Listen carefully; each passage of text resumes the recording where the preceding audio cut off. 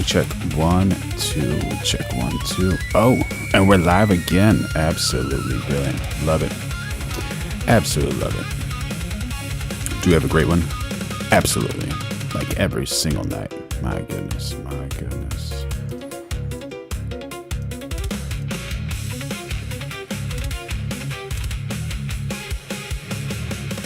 Bring that up for y'all. All right. How's everybody doing? Following your dreams. All right, so chat, welcome back to Late Plans. I'm your host, and we've got 11 nuclear moments, absolutely nuclear, happening simultaneously right now. Like literally 3 separate legal, diplomatic, and military dominoes are collapsing in real time. And I'm watching the establishment try to hold them all up like Jenga while blindfolded. Candace Owens is playing Odysseus, the cunning hero, and she just weaponized subpoena power. Erika Kirk and the security team are about to get depositions forced on them. That's not a lawsuit anymore, chat. That's a discovery process. Man, that's like when your mama finally figured out you ate all the cornbread and she's got the rolling pin in her hand. You can't run no more. She's got proof now. Candace got proof, chat. Candace got proof. And here's what nobody is talking about. Netanyahu just had Spanish representatives expelled from coordination centers in Kiryat Gat, Spain. Just walking. That means Israel's international coalition is fractioning. When your allies start jumping ship mid-crisis, you're not winning anymore. You're managing collapse. You know, the guys out here trying to hold together a Middle East peace deal with duct tape and hope. Mate, that's not diplomacy. That's a hostage situation.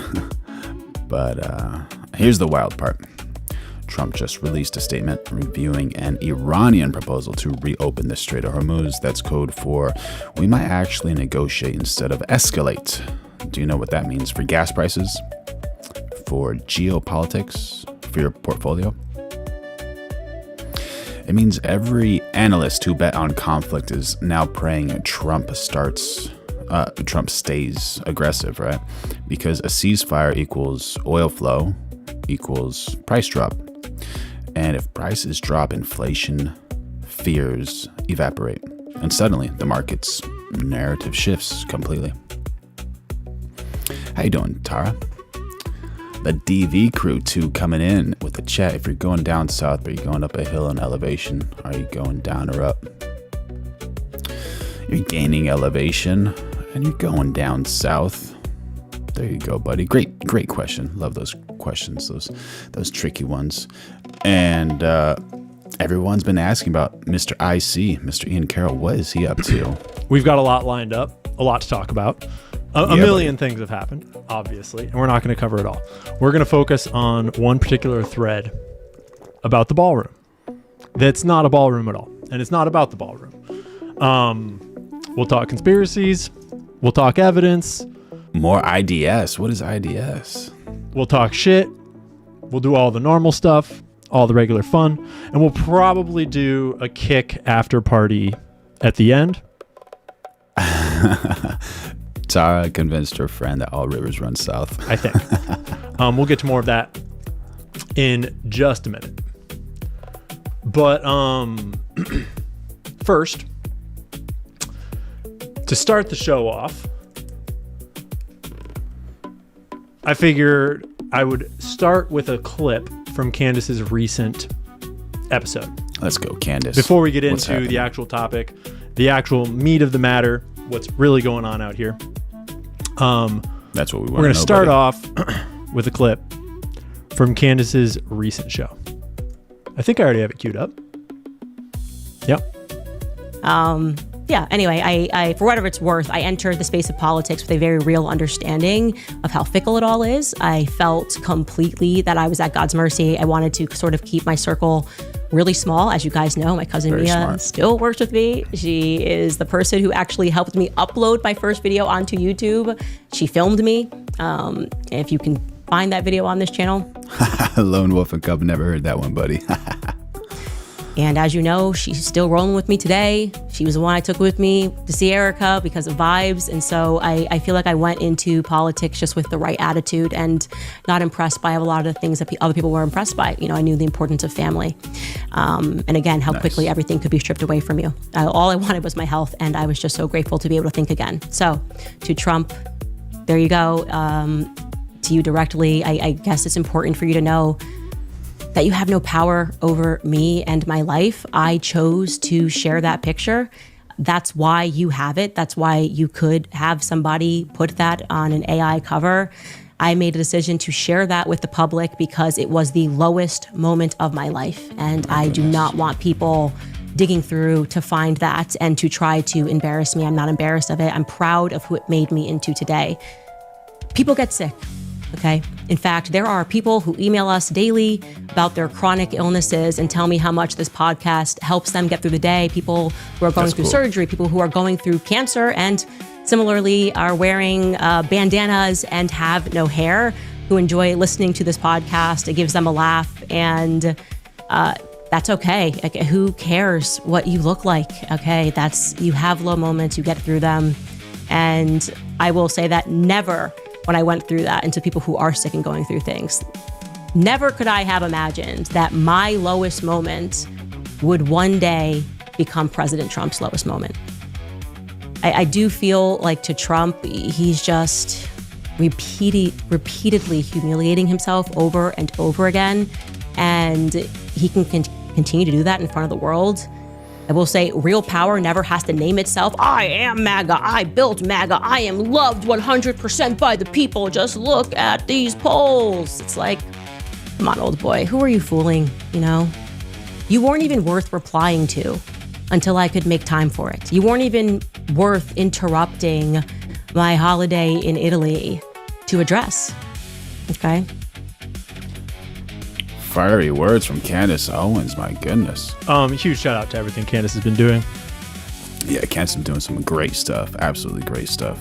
My goodness. And just so y'all know, we're going live every single day of 2026. So make sure you like, subscribe, turn on those notifications, throw in a super chat if you want.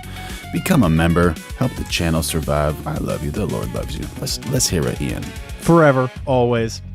But I play this clip because I was just watching it the other day, and it hit me very hard because I am sick and I have been sick, and that's where I've been.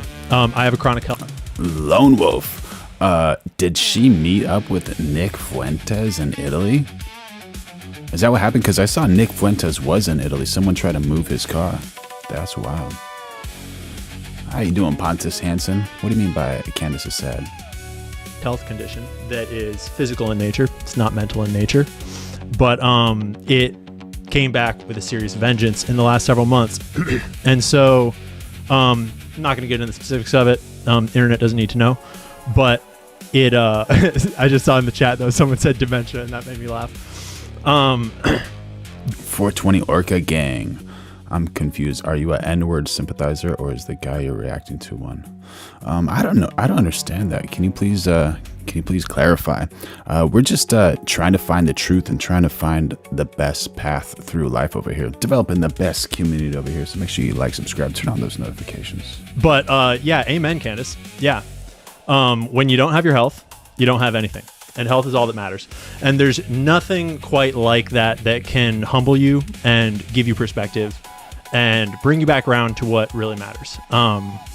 And Candace talks about how when she went through hard health, she had a bit of an awakening about her looks, about what matters with appearance, which you might say is sort of a feminine journey through the ego. And I get to have that journey through more of a masculine version of the ego. And when my health started to decline, my first reaction was, do you care more about this job and your fame and all the whatever the fuck this stuff is? Or do you care more about health? And The answer is easy and obvious, and every time, health. Health is wealth. Health is everything.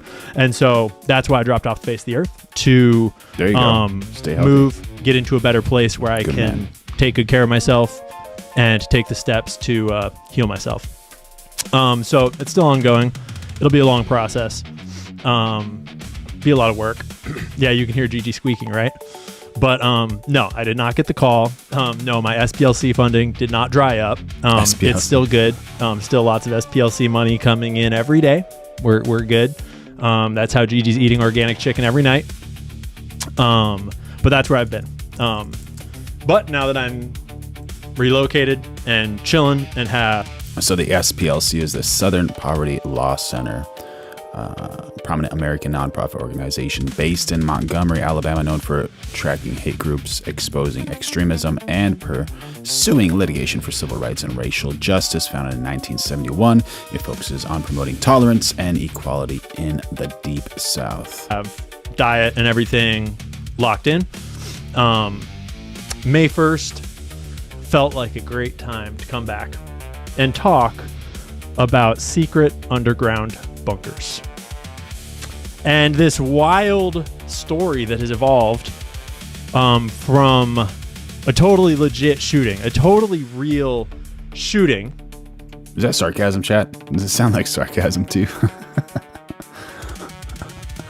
I don't know. Maybe it might sound like a little bit of sarcasm going on over here.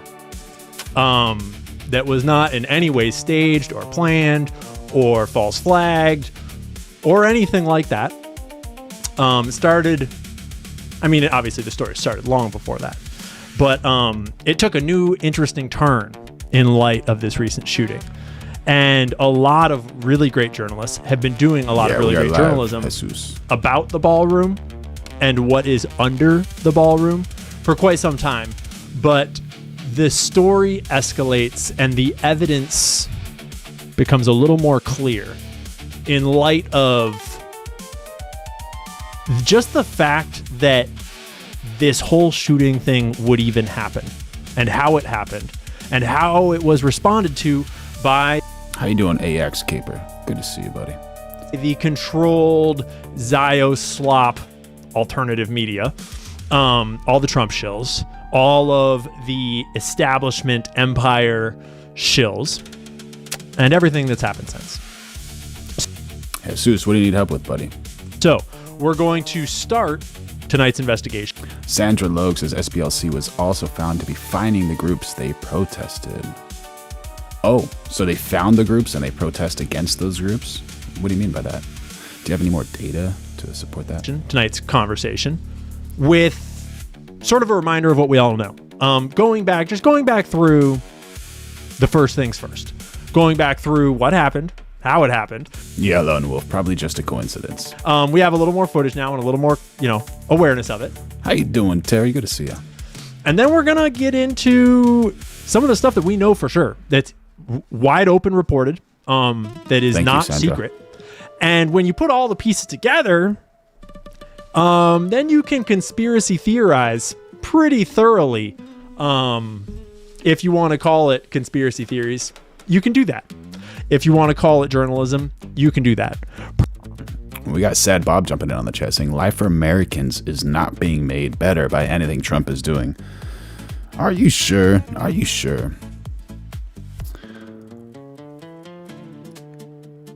Do you have anything to support that statement?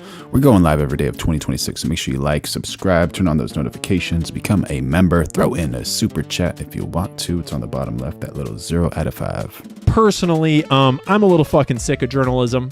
I saw a tweet from our best friend Nick Fuentes a couple days ago where he just tweeted, honestly, I'm really fucking sick of politics. And oh my God, Nick, I felt that tweet so hard, dude. I know we've had our disagreements. I know we will probably continue to have them.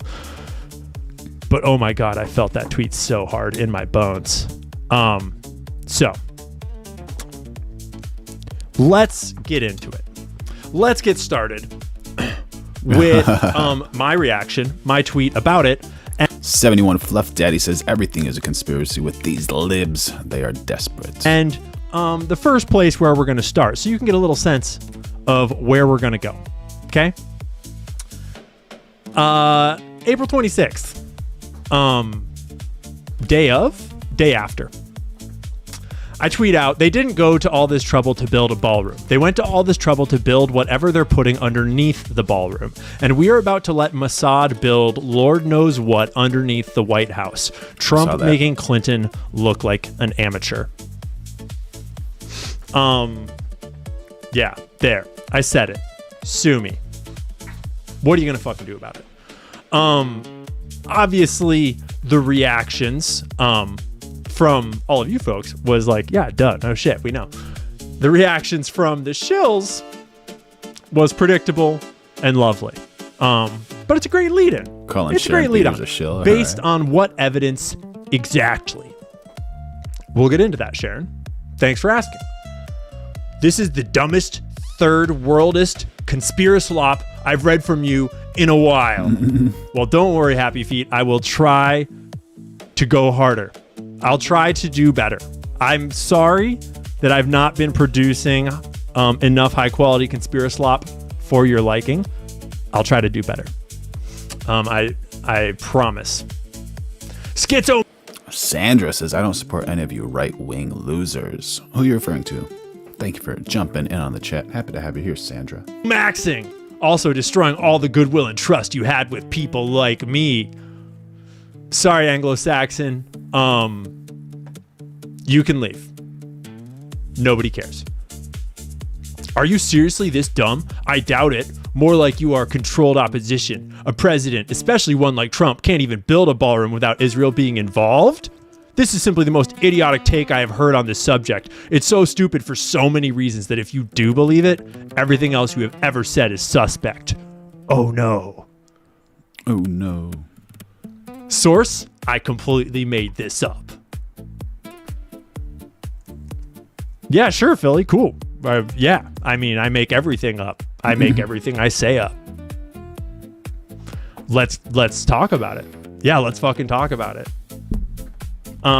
Though, by the way, this comment about the conspiracy slop, whatever his phrase was, and pretty cool word. Schizomaxing. I remembered. I should probably just put some fingers in front of my face. If you know about AI, you know. Okay. We are real. And we have lost some weight, but we're not cloned. We're not changed. GG is still GGing. And Ian is still Ianing. So I forgot to do that at the start. But anyways, I just thought that the shills had some questions. Like source, trust me, bro. So I've got some tabs. I pulled up some tabs and I thought we would source it a little bit. We'll start at the dinner. How you doing, Barry? At the White House Correspondents' Dinner. At the shooting. Right? Who exactly shot who? Not entirely clear. But we'll start at the shooting. And from there, we'll make some moves. Is Coach Colin in the chat, guys? Shout out to Coach Colin. Shout out to all the homies, too, by the way. A lot of homies checked in on me, messaged me, looked out for me, just made sure things were good. And it meant a lot. It always means a lot. I've got a lot of great friends in this industry, a lot of great people. It is very encouraging how these days, the alternative media space, full of a lot of shills, full of a lot of people that will take money over truth, that will sell their soul, that will sell their voice, that will sell anything.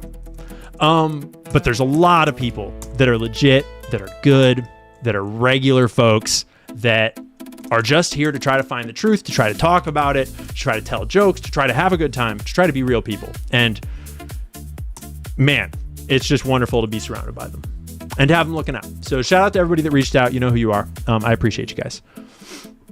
So that's cool. Night one. Let's just get a few clips to remind ourselves of what exactly happened.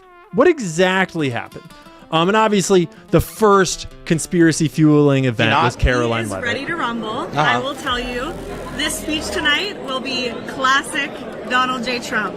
It'll be funny. It'll be entertaining. There will be some shots fired tonight. I'm going to be honest. I'm not going to make a big deal of it. I don't really care if Carolyn Leavitt knew in advance. Maybe. Could be. Not going to be able to prove it myself.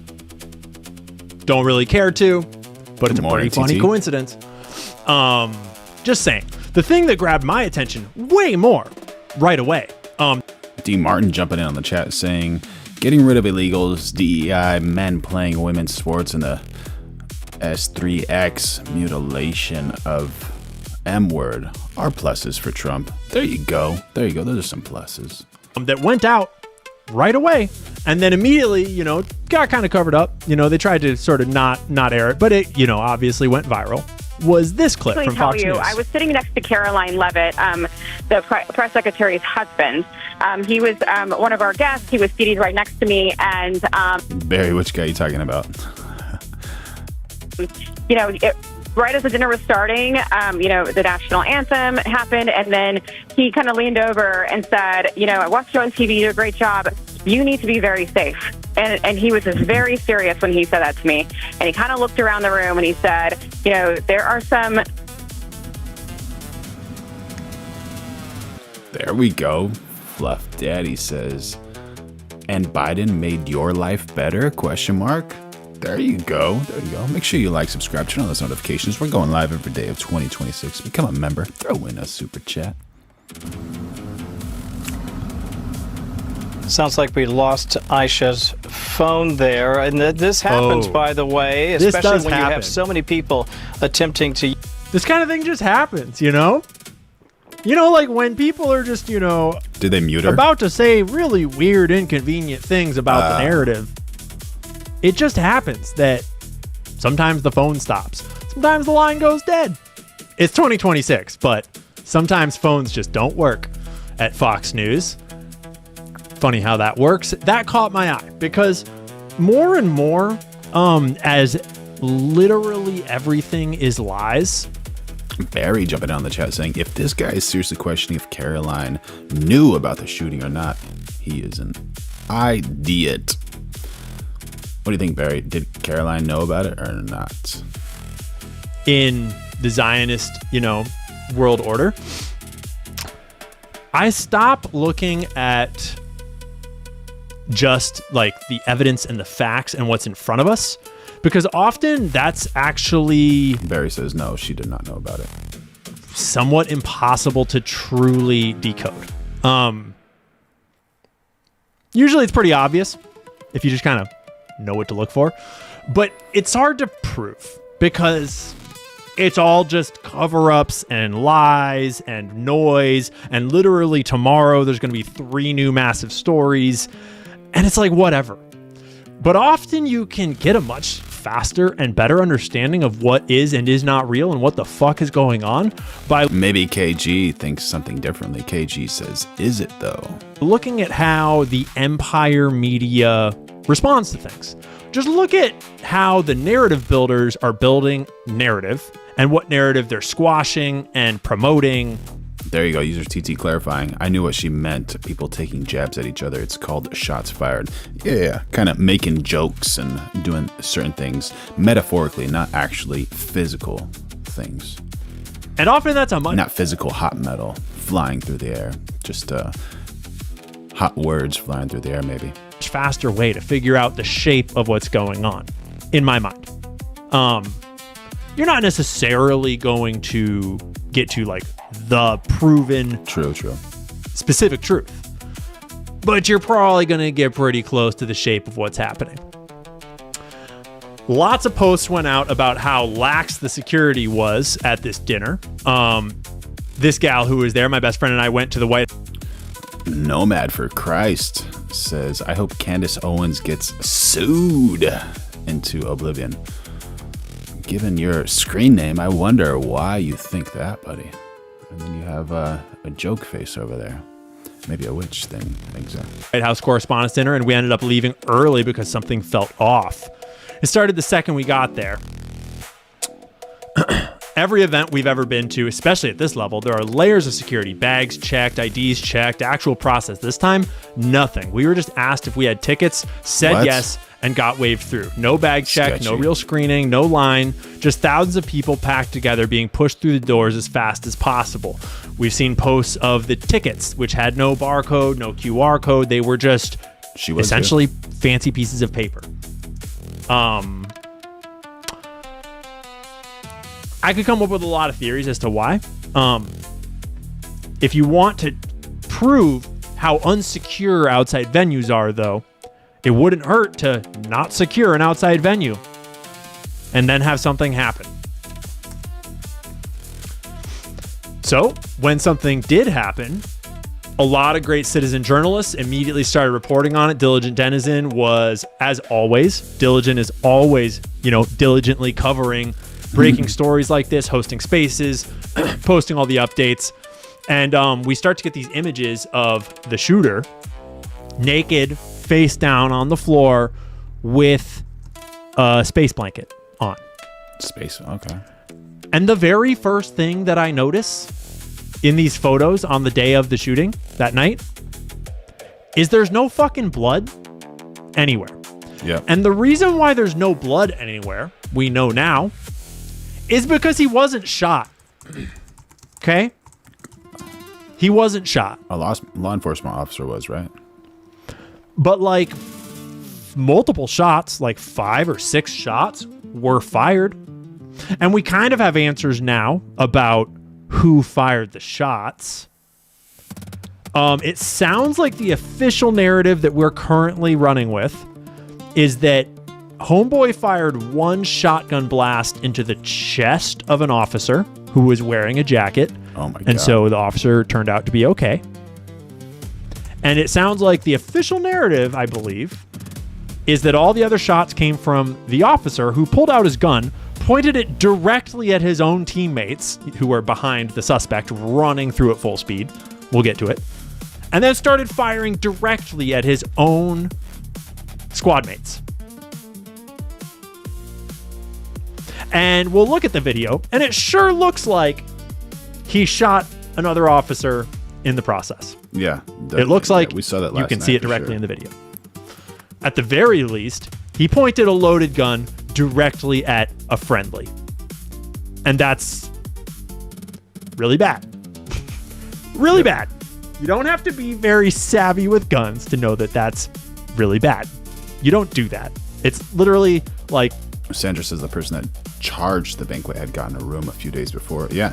And actually one day before there, he was scoping out everything. We saw the actual FBI video footage last night.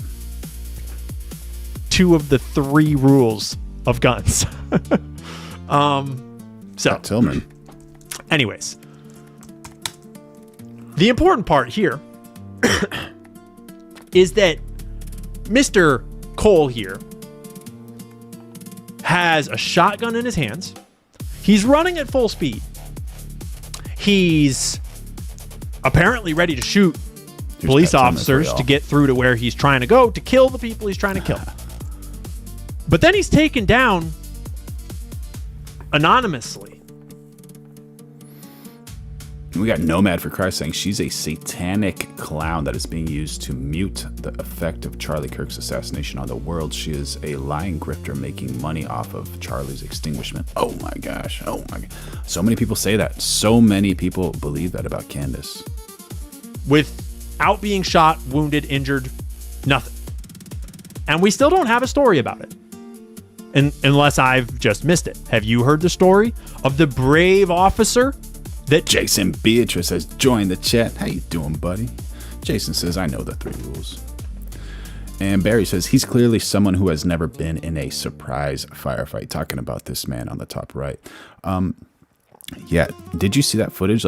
Isn't there something where, if you swing a hot metal thrower in front of friendly fire, don't pull the trigger? Absolutely don't. There has to be some type of... some better training. And out of those 9 officers, only 1 pulled out of the holster with 1.8 seconds. It was just kind of interesting. Like, if you're there doing your job, of course, you guys are BSing and talking, but always be ready, right? Always be ready. Took down the terrible shooter? Has he been paraded around the media yet telling? Oh, you guys are talking about Tillman was a true patriot that unfortunately fell victim to friendly fire. I see. The story of how he bravely dove at the gunman who was armed and risked his own life to take the shooter down. And let me tell you all about how brave I was. Has that happened? DEI training.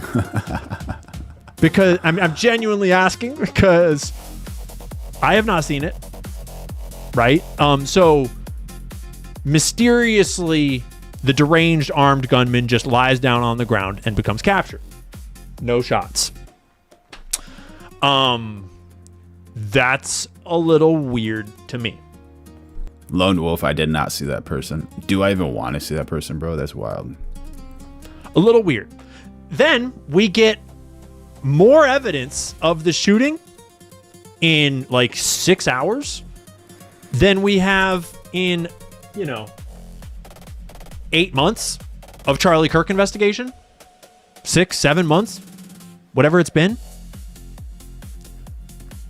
Sandra saying better training is a must. The Secret Service is seriously lacking in competency. Did we see that from the first attempt on Trump? Was that the first or second? It's hard to keep count, man. Video of the shooter drops like within an hour. It looks like it was filmed with a potato. But even in the potato footage, we can pretty clearly see when it restarts here. Is he talking about the bottom left guy or this guy? That this officer right here, in the lower part of the frame, he's going to draw his gun and point it directly at this group of friendlies. And then at this guy. And you can kind of see the flashes in this version. Then we have the higher quality version now that is not AI, allegedly. Right there. Boom. He is now pointing his gun at, the shooter. Freakazoid 1 says it is hard to keep up with fake PR stunts from Trump. And then strafing his buddies. And it wasn't super apparent until there was like AI enhanced versions. I think this is pulled from the AI enhanced version. But now we have the official, not AI enhanced version that is crystal clear, by the way. Crystal clear. Interesting why it's in color, though. I'm just going to go out on a limb. The one we saw was not in color. And ask, are the security cameras on UVU this quality? Because this is crystal clear. Yeah, there you go. And if the cameras on UVU were of this quality, maybe there wouldn't be so many conspiracy theories. Moody Morgan says the K9 guy who speaks to the shooter for like 30 seconds. You have a clip of that? Or are you talking about like right before the door? Right before he walks past that door? What are you talking about? But apparently not. It is also worth mentioning that all this footage is just being procured, like journalists are just on the ground next to an active shooter in an active crime scene, like 2 minutes after he's been apprehended, taking photos of the shooter and then texting them to Donald Trump so that he can put them out on Truth Social immediately. That's a little weird. True, That's Jonathan. not usually how crimes are solved. I don't think. But, we're just reliving the night a little bit to remind ourselves of what happened, what the narrative is, before we sort of get to how the narrative was handled and spun. And before we get to this other guy's tweet, I do just want to play this part here, where this officer clearly is firing his weapon in a triple strafing pattern. You can see the muzzle flashes. It's hard to tell exactly where it's pointing when it's being fired, but clearly the first shot is fired to the left of the group of people, and then the gun moves across these people. And that is not a thing you do when you are trained to use a firearm. Shame on you, bro. You should be fucking fired. Aside from that, when you watch the full version, Look what happens up here. Someone falls. This dude is like down and crawling and stumbling and holding his body a little bit. Yeah, but he runs pretty fine after that. Maybe he's fine. I don't know. It's not the point. It's not the point. I got a little hung up on it because it kind of looks like bro shot his friends. And yeah, we do see the gunman point the shotgun at an officer and fire. I think, sort of. We don't get to see who he hit. He didn't hit this guy because this guy just keeps on shooting. This is a shotgun at point blank range, right? So maybe he shot one of these two guys. Or rather this. It honestly looks like he just ran through these gates and just to run. Like he had a gun in his hand and this guy could be shooting blanks, but it seems so weird because if you're running with a shotgun, you're that close. Come on. And you have like the different types of ammunition, the ammunition that spreads, which is very dangerous, from 2 inches to 8 feet, 10 feet or whatever that is. And then you have the single, which is like dangerous for a longer distance. So guy or this little gal. I suspect that this little gal would not have done too good if a shotgun hit her at point blank range. This says Secret Service on him. Okay. But who knows? Maybe they make really good vests for Secret Service. I don't know. Not an expert. All I know is that's weird. And I'm not the only one that thought that. Patrick L. Riley and several others. That's true, Moody Morgan. Others. All right, I'll be that guy. In the room before the panic, we clearly hear 5 shots. The video Trump posted shows him run through. Agents drew guns. Cole Thomas Allen had a makeshift shotgun, not an automatic rifle. The shots were the agents. Agents shoot center mass. Something stopped the shooter. He is shown on the ground, chest and back exposed, center mass. Where did the agents shoot him? What stopped him? Where's the blood? Why is his supratrochlear vein not indicating that he is in any pain or distress? The video of Trump, Melania, and the magician shows the women reacting as if there's a shooter before Trump or others react, as if it was practiced. Is this another staged event? Bam, calls it. Lone Wolf saying he used birdshot and not buckshot. They're obviously not paying attention. Yeah. That's a possibility, That's definitely a possibility. Jason Beatrice says they have multiple checkpoints. Yeah. Moody Morgan, if you have like a better clip, let me know. Drop a link. And just so y'all know, we're going live every single day of 2026. So make sure you like, subscribe, turn on those notifications, and become a member. It helps the channel survive. Throw in a super chat if you want. And the Lord loves you. I love you. Let's learn something over here. Not my exact personal noticings, but his own version of similar noticings of what the fuck is going on here, guys. This is a little weird.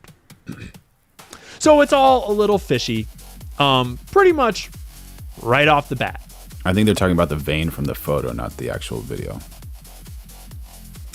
But then people clock in on the video a little bit more and realize that it's a lot more fishy and it's a lot weirder, and there should be more than one Secret Service agent.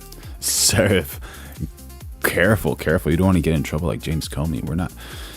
Try not to make direct threats, people. Try not to make direct threats. Try to keep this civil over here. I love you all. Definitely fired. Assuming that it's not all a giant plot and the entire government shouldn't be fired and sent to Israel. Because in that video that the government gave us, literally the Secret Service agent with the dog. Yeah, there's a dog, but I didn't see the dog go into the room. I think it just like looked into the room, sniffed around the room, and then walked past. Dog is like hanging out and talking to the shooter the moment before he comes out of the door with a gun. Watch. That's our shooter. Okay. With apparently like a shoulder bag. Oh, and the dog immediately clocks him. The dog is in there. He's like, fuck this guy. This guy's bad news. The dog cop is exchanging words with him right now. Oh. Shooter walks in. Dog follows. Dog cop is there. Who was he saying? Like, are you ready to do it? You ready to go ahead? He's talking to him. You can see his mouth pixels moving. Guy Carey Cross says, just coming in, but did you see very beginning where the cop dog goes into the room 2 seconds before the guy runs out? He's talking to him. So who knows what, is he holding the shotgun? Where is the shotgun? Is it still in the shoulder bag? You might think, okay, maybe the dude is in a really unfortunate position and he's trying to achieve his evil mission, and the shotgun is in a bag on his back and he's tripping out, but it's in a bag. So the officer doesn't see the gun, obviously. Recon Blues, I got a message for you. I'm going to send it to you right now. Obviously. So the officer turns away after the dog tries to clock him again, and immediately the dude has a gun out.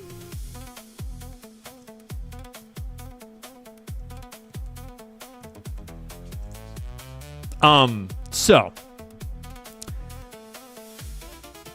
that officer sucks at his job, or his job is not what we're told, or something's going on. If that officer has a job still, if he still is going to work today, I wouldn't want to be protected by him. No, sir. No, that's very bad. Very, very bad. Aside from the fact that the metal detectors aren't set up, they're setting up it's so weird. It's really weird. Okay? True. It's really weird. Yeah, it's like he spawned in. That is correct, chat. It's like bro just spawned in. The enemies just spawned, and they're immediately in there, and it's go time. And there's no friendly fire because you're on easy mode. So, bros, he's new to the game. He just pulls out that pistol and just starts rocking it. Doesn't worry. Doesn't matter who you pointed at. You'll be fine. People in chat saying it's a Mossberg. Just so you know, a Mossberg is one of those produced by O.F. Mossberg and Sons, an American company established in 1919, known for durable, affordable hot goo ends and rifles and pistols. They're heavily used for hunting, sport shooting, law enforcement, and home defense. All right. So, James, as always, James is always keeping us all informed. James has really taken over the mantle of the best short form news conspiracy, news aggregator that ain't afraid to tell it like it is. Shout out James Lee. Always, he's the man. All right, but none of this seems real, at all. You've probably heard by now, a suspect armed with knives and guns tried to storm the White House correspondents' dinner tonight. The guy's name was Cole Allen, and he was very quickly neutralized by security. But then people online started to do a little bit of noticing. Pause to read. Yeah, I don't know about you, but it's starting to look like one big show, beginning with what Caroline Levitt said right before the start of the event. Barry, I had to reset everything. Who are you talking about? If someone does, I can put them on a timeout or whatever. Let me know, buddy. It'll be funny. It'll be entertaining. There will be some shots fired tonight in the room. This, by the way, is Trump's first time attending the White House Correspondents' Dinner as president, and CNN ran this article a few hours before saying to expect the unexpected. Okay, I'll keep an eye on him. You remember how Butler was the first time they had ever live streamed a Trump rally? In all of their history? You remember that? Remember that time when they got that really good photo of Trump fight in front of the flag with the bloody ear? Oh, I got to show you guys something. This is so wild. It worked out real good that time. But there were signs. Let's just say there were signs. Some of us, myself included, were maybe a little too naive to, really give the signs the noticing that they deserved. But there were signs. And we still don't have any answers, no interest. It's kind of weird that, bullheaded macho Donald Trump has no interest in finding. Make sure y'all subscribe, turn on those notifications. Going live every day of 2026. Become a member, throw in a super chat. And this is something so wild, absolutely so wild. This is Time Machine. The GOAT, Mr. Joe Rogan, talking about this wild time machine Twitter thing, I guess. So this is wild. You might want to pay attention to this. Tweet. Yeah, this is nuts. So the Cole Allen guy tried to kill Trump. Next account for 2023 wrote a single tweet with that name. With what? December 22nd, 2023, Cole Allen. All right. 56 million views, 58,000 likes, 18,000 reposts, and 8.2 thousand comments. So just wrote Cole Allen from 2023. The profile belongs to him. It says federal investigation. At least 10 scientists tied to sensitive U.S. research have extinguished or vanished in recent years. Henry Martinez, a NASA scientist who's missing. The background image from a website called... All right, so this background image from a website, 3D digitization. This is the wildest part. We might have to replay this little part. Time Machine. If you de-digitize it, the 2024 assassination attempt photos appears, but with a hole in the head instead of the ear. What, dude? You see that right there? I'll make this a little bit bigger so you guys can actually see clearly. The profile picture is a green toad in a tuxedo with a glass. Let me just go back to this little part here. If you de-digitize it, the 2024 assassination attempt photos appears, but with a hole in the head instead of the ear. The profile picture... So wild, right? Unreal. Is a green toad in a tuxedo with a glass, exactly like Trump in the assassination attempt. The tweet is nuts. Yeah, the tweet is straight. And this guy's name is obviously Cole Allen, right?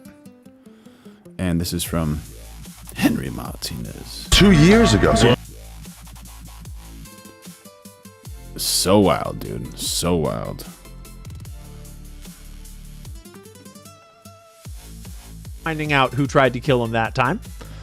Yeah. But you know, the first time he shows up at the White House Correspondents' Dinner, whoops, something bad happens.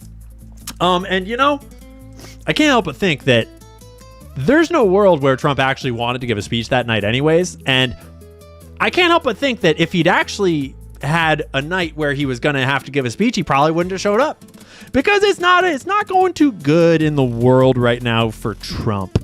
He started a war that is currently polling lower than the Vietnam War at its worst, which is pretty bad. It's pretty bad. All of our military bases are blown up. All of our weapons over there have been kind of expended. They had a secret failed raid where they tried to steal the uranium, and they got their shit kicked in and had... All right, y'all. Make sure you just, play fair and follow by the rules. I had to put a Seraph on a 5-minute timeout, and that's just one of those things we got to do, because whether you like the POTUS or not,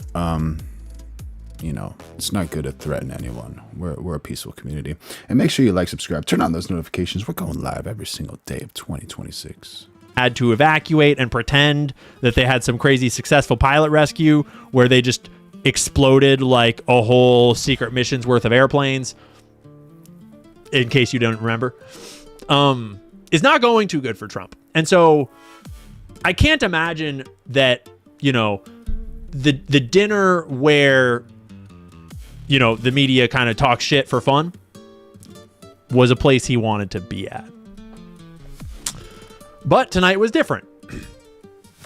Within an hour of the incident, Trump tweets out a video of the shooter running through the event. Even though still, for some reason, we can't get any moving pictures of Tyler Robinson. Then it turns out the shooter, Cole Allen, worked at NASA's Jet Propulsion Laboratory. Very interesting timing given all the UFO stories, so cue the conspiracy theorists on this one. And then there were the reactions, starting with Erika Kirk being Erika Kirk. I just want to go find you. I have to say, she looks very upset here, like way more upset than when her husband... Then we got Dana White just loving this whole thing. It started getting noisy. Tables getting flipped over, guys running in with guns, and they were screaming, "Get down!" I didn't get down. It was fucking awesome. I literally took every minute of it in, and and it was a pretty crazy, unique experience. Totally normal reaction to. Do you think they tip them all off beforehand? Do you think they kind of like, there's a rumor that goes around of like, hey, something's going to happen, but like, don't worry. It's all good, bro. Like, do you think they kind of just like, do you think there's like, you know, a whisper campaign that's just kind of quietly being like, hey, like, I don't know what's going to happen, but something's going to happen. Because in my limited experience in DC and in politics and around these people, it would not surprise me. Jason says, my sister works at Jet Propulsion Laboratory. Cool, man. Very cool. That's awesome. If your sister ever wants an interview, let me know. We'd like to interview people who are involved in very cool things. Thank you for the chat, buddy. It wouldn't surprise me. It also wouldn't surprise me if Dana White was just like, what's the best way for me to get the most Dana Whitey image out of my response to this? And anytime, like, Barry. I haven't seen footage of Dana White doing or not doing what he said he was doing. Yeah, Humongous says he owns the UFC. He loves violence, laugh out loud. Of course, bro. That's Dana White's job. He's like the biggest fight promoter in the world after Don King, or maybe more than Don King. We have seen footage of other men at the event doing or not doing what they said they were doing, like Mr. Kash Patel, but we're not going to get into all that bullshit. What is supposedly a presidential assassination attempt. But the most ridiculous thing has to be maybe this coordinated influencer campaign saying this is why Trump needs a new ballroom. I didn't want to say this, but this is why we have to have all of the attributes of what we're planning. I say corrected. Fluff Daddy says, yeah, he's bigger than Don King. Make sure y'all like, subscribe, turn on those notifications, going live every day of 2026. And yeah, so you can see me being corrected live and learning from the chat, because we got the best chat in the world. Standing at the White House, it's actually a larger room, and it's a... Cool, bro. Jason Beatrice says, sorry, I don't talk to my sister. She's a liberal. All right. Then may the Lord help her, bro, and may the Lord heal the relationship between the two of you, and hopefully y'all can, you know, because family is the most important thing, but you just made me laugh, dude. Oh my gosh, dude. Jason Beatrice getting W's in the chat, dude. Bringing the cat, slapping people around, dude. Nice, bro. Much more secure. It's drone proof, it's bulletproof glass. We need the ballroom. That's why Secret Service, that's why the military are demanding it. We officially live in the dumbest. Yeah. So James summarized a lot of what we've already talked about, and then he led into what we're about to talk about. And I would mention that the White House ballroom would actually not have stopped this shooter. This would have still happened. I mean, he would have had to get a different type of access, but when the access is a bunch of dudes that don't know how to use their guns, that haven't set up the metal detectors yet, and there's no ticket, and anyone can just walk up and run through. Oh, and the dudes with dogs will befriend you while you're holding a shotgun right before you do run through with the shotgun. It's honestly the putting it in the White House or in Fort Knox or in Bibi Netanyahu's basement, like none of that would have actually stopped the circumstances of what happened here. That just kind of occurred to me, but that's not the point. None of this is the point. I thought that I put all of the time traveling Pepe Frog stuff on the other window. We'll get to the time traveling Pepe Frog thing in just a minute. Just a minute. Calm down. So yes, it is true that he did work at NASA at the Jet Propulsion Laboratory. If you're following the missing scientist story, several of them, not all of them, are associated with that. Who knows? It's a little weird. This video has surfaced of him designing wheelchair stuff. Tend to lock the wheels, but don't actually lock the chair to the ground. The idea with this... And that's cool and all. It's like cool. He's like engineering shit, whatever. He's just being a good leftist, you know, trying to help out disabled people and stuff or whatever. Sandra, I feel bad for you. Sandra Logue says, same boat with my mom. Brought up the fraud in Minnesota, and she said it just sounded like part of my R-word agenda. Some people just don't want to hear about it. They want to let their American tax dollars go to fraudsters in Minnesota, you know, unfortunately. Back in 2017. But then if you actually... Loki, are you talking about this guy on the top right or on the left side? I think these are both real. I don't think any of these are AI. Watched the full segment like this lady did. Cool. Thanks, community notes. Apparently it's not Usha Vance.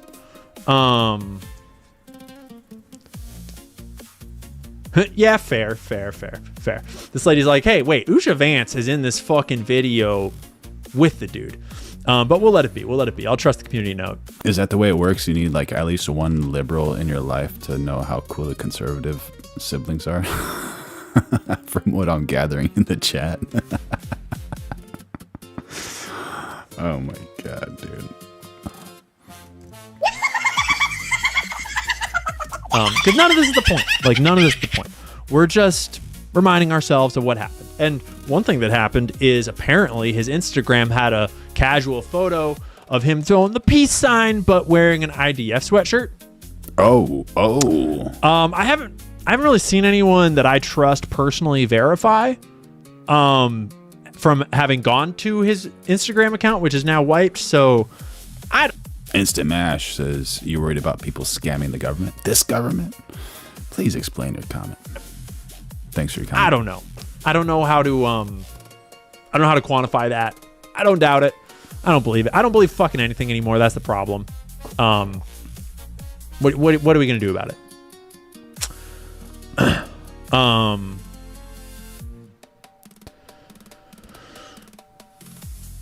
But at least Matt Walsh is convinced.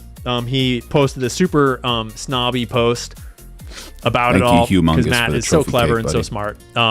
He says, I'm officially convinced it was a hoax.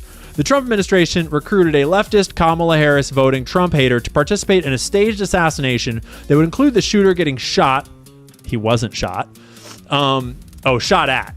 And then locked in federal prison for the rest of his life. The Kamala Harris voter agreed to this plan that works against his political and personal... Wilty5, this is none other than Ian Carroll the Great, one of the greatest investigative journalists of our time. But some people think he's a shill. Some people think he's, controlled opposition. But who knows? Interests because he's just like a really generous guy. Meanwhile, the Trump administration, despite dastardly planning multiple assassination hoaxes, decided to keep their patsy alive and a permanent liability to them rather than just killing him like they could have easily done. They did this because they also are really strangely generous in a very odd and specific way. So Moody Morgan said he is Candace's female dog boy. There you go. Happy Saturday morning, elevator has guide rail. Good to see you. In summary, we have a plot where all parties involved are working against their own interests with no real discernible benefit to any of them. There is no evidence of this plan, and it doesn't even make any intuitive sense, and the motives for everyone are unclear, if not insane. But still, I believe it because I'm a very smart person. Oof, I actually didn't realize that was how he ended it because that's funny. Matt.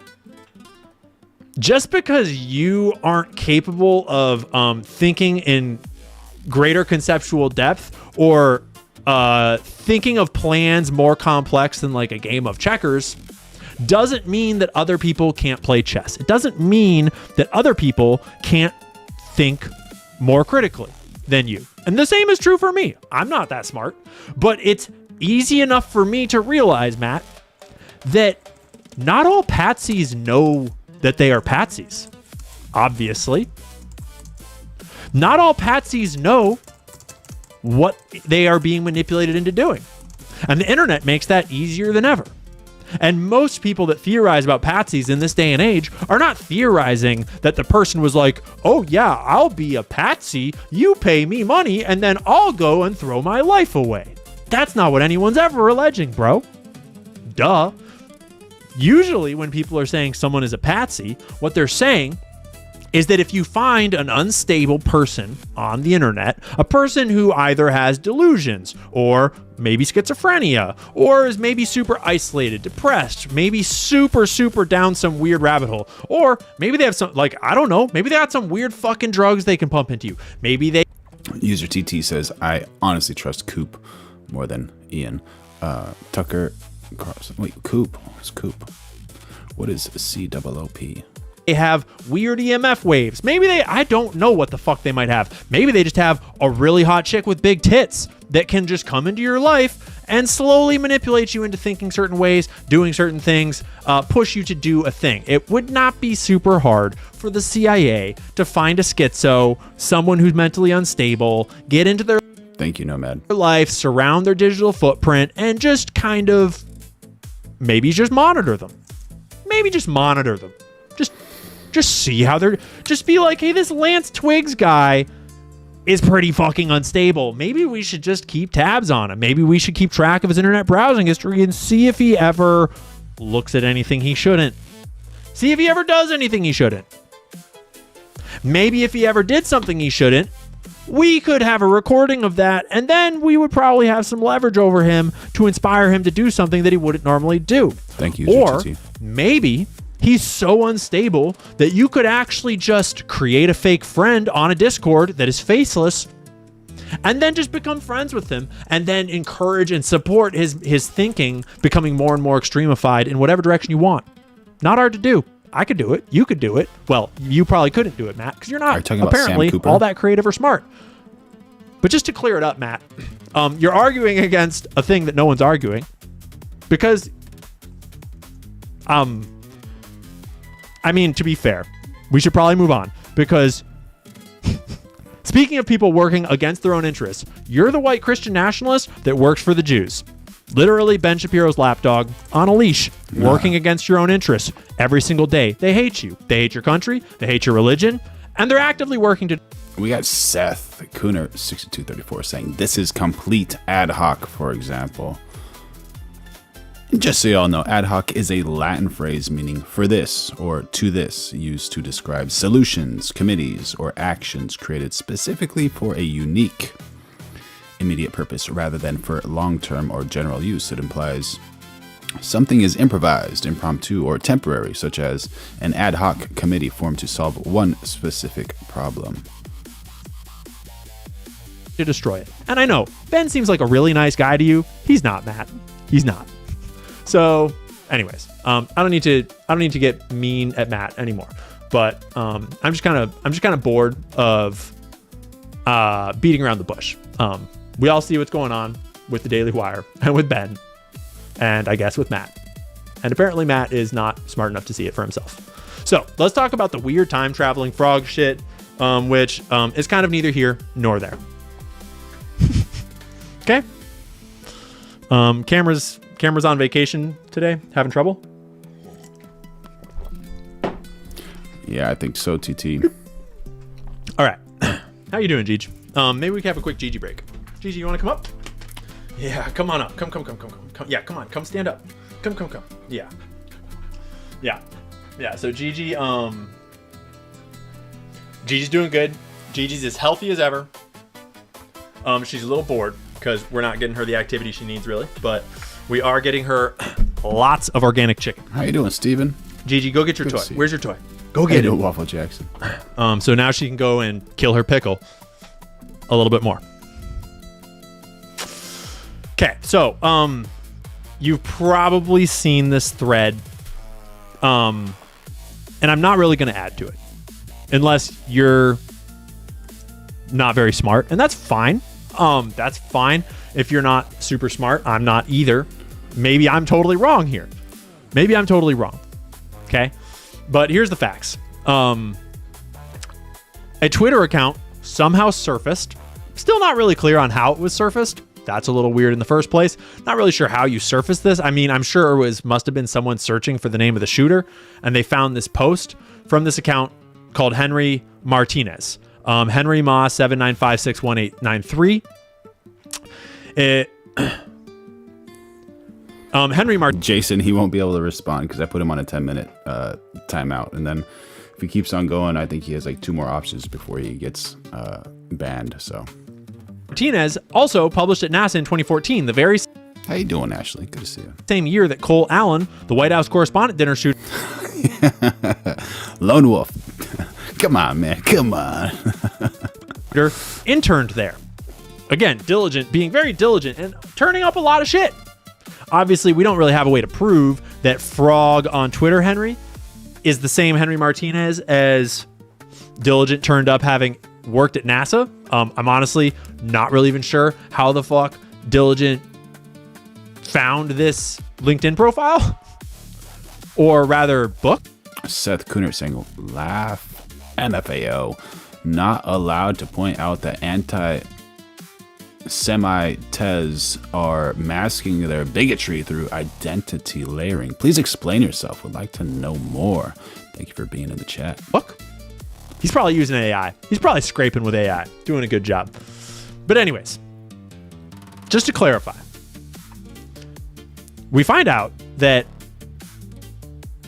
the name of the shooter and the name of a weird Pepe Frog account that has only posted one time in its history and posted the name of the shooter. Weird, bro. Weird. Those 2 names both were working at NASA in the same year. It's weird. It's like you would the odds of that happening don't exist. They don't exist. All the different names in the universe, all the different places they could be, all the different posts you could make. People have been explaining it by this theory of like, oh, this is a typical thing where people make a whole bunch of Twitter accounts and then they post a bunch of predictions. And then whenever any of them come true, they delete all the other posts. And then they're like, see, I called it.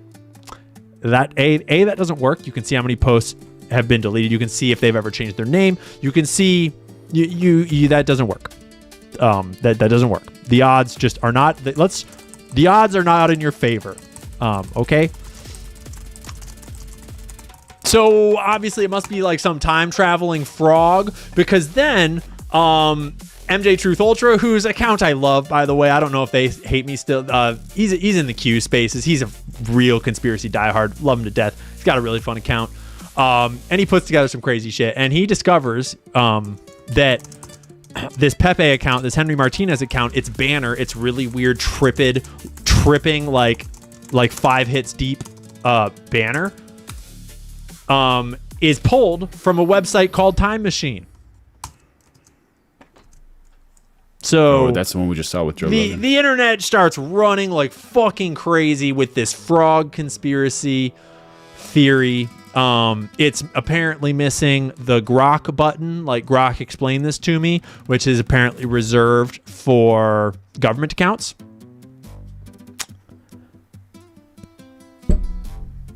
I have a different theory, maybe. And then people start. It goes further. You can go further if you want. The numbers add up to a number. You can go further. Okay. Here's the way I see it. Seth Kunert answered my question saying, I'm not anti-Semitic. I'm anti-Zionist. Talk to them for 2 mins. Watch them revert to their true form. I don't know where you're trying to go with that. I don't know if I can agree with you. You know, one thing is important is it's not really nice to categorize everybody into one group. There's horrible people and great people that fall under the same category. So like just grouping everyone together is just not the wisest thing to do, you know? Like say for instance at the gas station today, there is a man of African-American descent and he was extremely racist to me. I was like, you don't need to be racist to me, bro. Like I love everybody. And he was just like completely racist to me. I was like, well, I hope you have a good day, you know? And I saw another African-American. I'm like, I'm not going to take my experience with this first African-American to the second African-American. It's like, they're completely 2 different people, you know? And I grew up with many African-American friends. So I understand how, you know, some people are going through motions, you know, you don't know what that dude's going through in his life or what his wife said to him or, you know, she left, you know, his clothes in the wash for like 3 days and put it in the dryer and it smells horrible. Like, you don't know what's going on with these people, and just don't take it personal, man. He's just having a bad day. And he goes with like any religion or culture or country, like just try to have a little bit of space and like let people have their bad days, and don't try to amplify, don't try to escalate, try to de-escalate everything. Why not? No reason not to. And then there's also like, if that's your job, you're an MMA fighter, escalate that thing, man. Make a show. Get the purse, get the fight of the night, and then after, buy each other a coffee and become friends, man. Because hate doesn't do anything, man. Honestly, being a good person pays so much more. Like, it pays so much more. Try not to have any hate in your heart, honestly, if you can, if that's possible. Just practice that. And like I say at the end of every stream, just let that hate roll off of your back like water rolls off of a duck's back. Don't worry about it, man. And they'll test you. They will always test you. So get ready. This is not the point of the video. And we're going live every day of 2026. So make sure you like, subscribe, turn on those notifications, become a member, throw in a super chat if you want. I just figured we had to address it. Here's the way I see it. It could be time traveling frogs or people or aliens. It could be time travelers. That's right, Realty 5. Thank you. Trying to kill Trump. Time travelers trying to stop killing Trump. It could be time travelers. Time travelers could exist. I don't know shit about it. I wouldn't be able to prove it one way or another. I would need more than a frog posting on Twitter to make me feel confident in the theory. Okay? I would. I feel here's my look at it. I feel confident that time travel exists because all right, chat, I'm gonna run another poll, and just let me know if you can. Please put in like your favorite AI. You got Gemini, you have ChatGPT, you have Perplexity. Just drop it in the chat because I want to run a poll. Any person, if any being in any civilization of any species, anywhere in the universe, ever in all of time, is capable of inventing time travel, then for all... How you doing, Chris? Welcome. Willkommen from Deutschland. All intents and purposes, time travel exists everywhere at all times in every place in the universe. Think about it. Right? Because time and space at that point are the same thing. Nice. So if you can time travel, you can probably space travel. And that means that if you invent it a billion years from now, then we probably have it now too. Okay, so time travel, I think, is almost certainly a thing. Probably. That does not mean that this frog is time traveling. Because honestly, it could easily just be like some dude at Twitter. Right? Like, it could just be a dude at Twitter. Yeah, they could probably like back a thing. Like, am I wrong? Oh, we got. Isn't the simplest explanation here that there's just a troll that works at Twitter? And I don't know, but maybe the Grok button is missing for government accounts, and maybe it's also missing for accounts that were set up in manipulative ways by trolls that work at Twitter that have access to the back end that don't want you to be able to ask Grok about who exactly set this account up. That's honestly, like... Seth Kuhnert says, man, even the systemic issues with Jewish banking is rooted in Catholic practices, pushing them into usury to lean on the monarchy. People like Ian blame them for the role they were forced into by physical education, PE. I don't know. Yeah. A lot of the kings back in the day, they were not allowed to practice usury because it was against the religion. And for good reason, just to try to create a utopia, allegedly. And then, so they hired Jewish people to practice usury. And then one family went to another king and another king. And I think the one that started it was like maybe the Rothschilds, if I'm not mistaken, according to a video, allegedly. I don't know if that's accurate. I'm all down with time travel. And I love talking about time travel theories. Ashley Downward. Oh my gosh. Thank you so much for the $1.99 saying hate sucks arse. That's right, you are a champion. Oh my gosh. We got to get like Veronica's twin brother over here to say thank you to Ashley. Like, is that possible? What do you think, chat? Should we do this? Veronica, come here and say thank you so much to Ashley for the $1.99. Thank you for your support. I love you. Wishing you and your family the best. Ashley Downward getting W's in the chat. Thank you so much for supporting this channel, keeping this alive. I love you. The Lord loves you. And she says, hate sucks arse. That's 100% accurate. You're the best. If you can't tell from the way I just talked about it. But in this case, I think it's probably more likely that this is just a troll at Twitter. But it's still weird. It's still weird. So I don't know what to make of it. I don't really have a strong opinion on it. It's not the point. It's irrelevant. Honestly, it kind of feels like a distraction. Got Claude in there. Thank you, buddy. Because that's obvious. Like, we're going to get to the actuals. That's not the point. Because the point is not a ballroom. This is not about a ballroom. This has never been about a ballroom. But it took less than an hour. It took no time at all. It was immediate that it became all about the ballroom. It's a shooting, right? It's not even in the ball. It's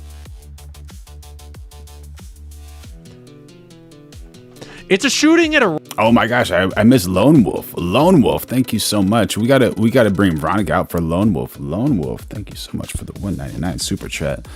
This is for Lone Wolf, y'all. Thank you for your support. I love you. Wishing you and your family the best. Everybody loves Lone Wolf. Thank you so much, y'all. I love y'all. Random hotel. And suddenly, all of the MAGA simps, all of the Ziobot influencers, they all get the same idea all at once. Lone Wolf says, stay racist, stay safe. All of them. And they all... Yes, Cali Chica, that was an AI chick, absolutely, created by yours truly. And if any of the women want me to create an AI guy for you, if you prefer men to say that I love you, then I can absolutely do that. Just create a request and I will do that just for you. Start posting versions of, we need to build the ballroom. And just to clarify, they start posting. She can come in any type of hair color you want, you. Any type. It before Trump says it. You know, later that night, Trump said the same thing. But a lot of these accounts were posting that line before Trump said it. And we all know why. We'll get to why in just a second. Ashley St. Clair will explain it. But I did just want to bring up Anna Escobar's quote of this. About how, you know, just when it's not staged, when it's not staged, it's not so much fight. It's get me out of here. Although to be fair, he was spry. He was ready to run. I mean, he was ready to fucking book it. He would not be moving so fast these days. That is a younger Trump for sure. Trump fell down on his way out of the room this time, but he had a whole long explanation for Fox News. Wargirl3 says, I prefer real people. Just saying. Absolutely, brother. 100%. I think everybody does. The AI is, for sure, getting out of control. Technology is wild. About how they told him to go. It's honestly, I'm retiring from journalism in case maybe that wasn't apparent. I'm retiring from journalism. I'm not a journalist. Don't call me a journalist. I'm done being a journalist. Because if part of my job is having to listen to Donald Trump speak about things, I'm just not. That's not my job. I'm not going to do it. Because listening to Trump just spew word salad that is completely disconnected from reality about just completely made up things, it's bad for your brain. I think it's bad for your brain to listen to adult human beings. Wilty, I did not model her after Caroline, but she kind of does look like Caroline. Speak about another reality or just speak about nothing as though it was real. I think it's like slop. It's like AI slop coming straight out of the mouth of What type of note are you talking about, Don Arms? I don't know what you're talking about. The President of the United States. It's just... free to ask anything you like. Not even connected to anything. He's just rambling. In basically every case. We already mentioned this. Yes, Marissa Hanson, you're exactly right. Mainstream media never aired a Trump rally until Butler, and Trump has never attended a White House Correspondents' Dinner during his presidency until this shooting. Recon Blues, I can give you all that information. If you join the Inner Circle as a member, I'll give you all of that information, buddy. Make sure y'all like, subscribe, turn on those notifications, going live every single day of 2026, developing the best community over here, and throw in some super chats if y'all want. And so the reactions across the board were suspicious. Matt Walsh, this is where maybe you'd get out a pad and a pencil or a pen, because the people that have been right about what's going on all along, over and over and over and over, like, I don't know, maybe about Epstein working for Israel, for example, maybe about... Cali Chica says President put on is more protected than Trump. That's what's so-called protected services. It's a little interesting that you bring that up, and like, especially for an event like this, the White House Correspondents' Dinner, you would think that the security is going to be much better. It's not like, oh yeah, this is like someone's nanny who happens to be like a bad person or whatever. This is actually like the POTUS, and security should be very, very high,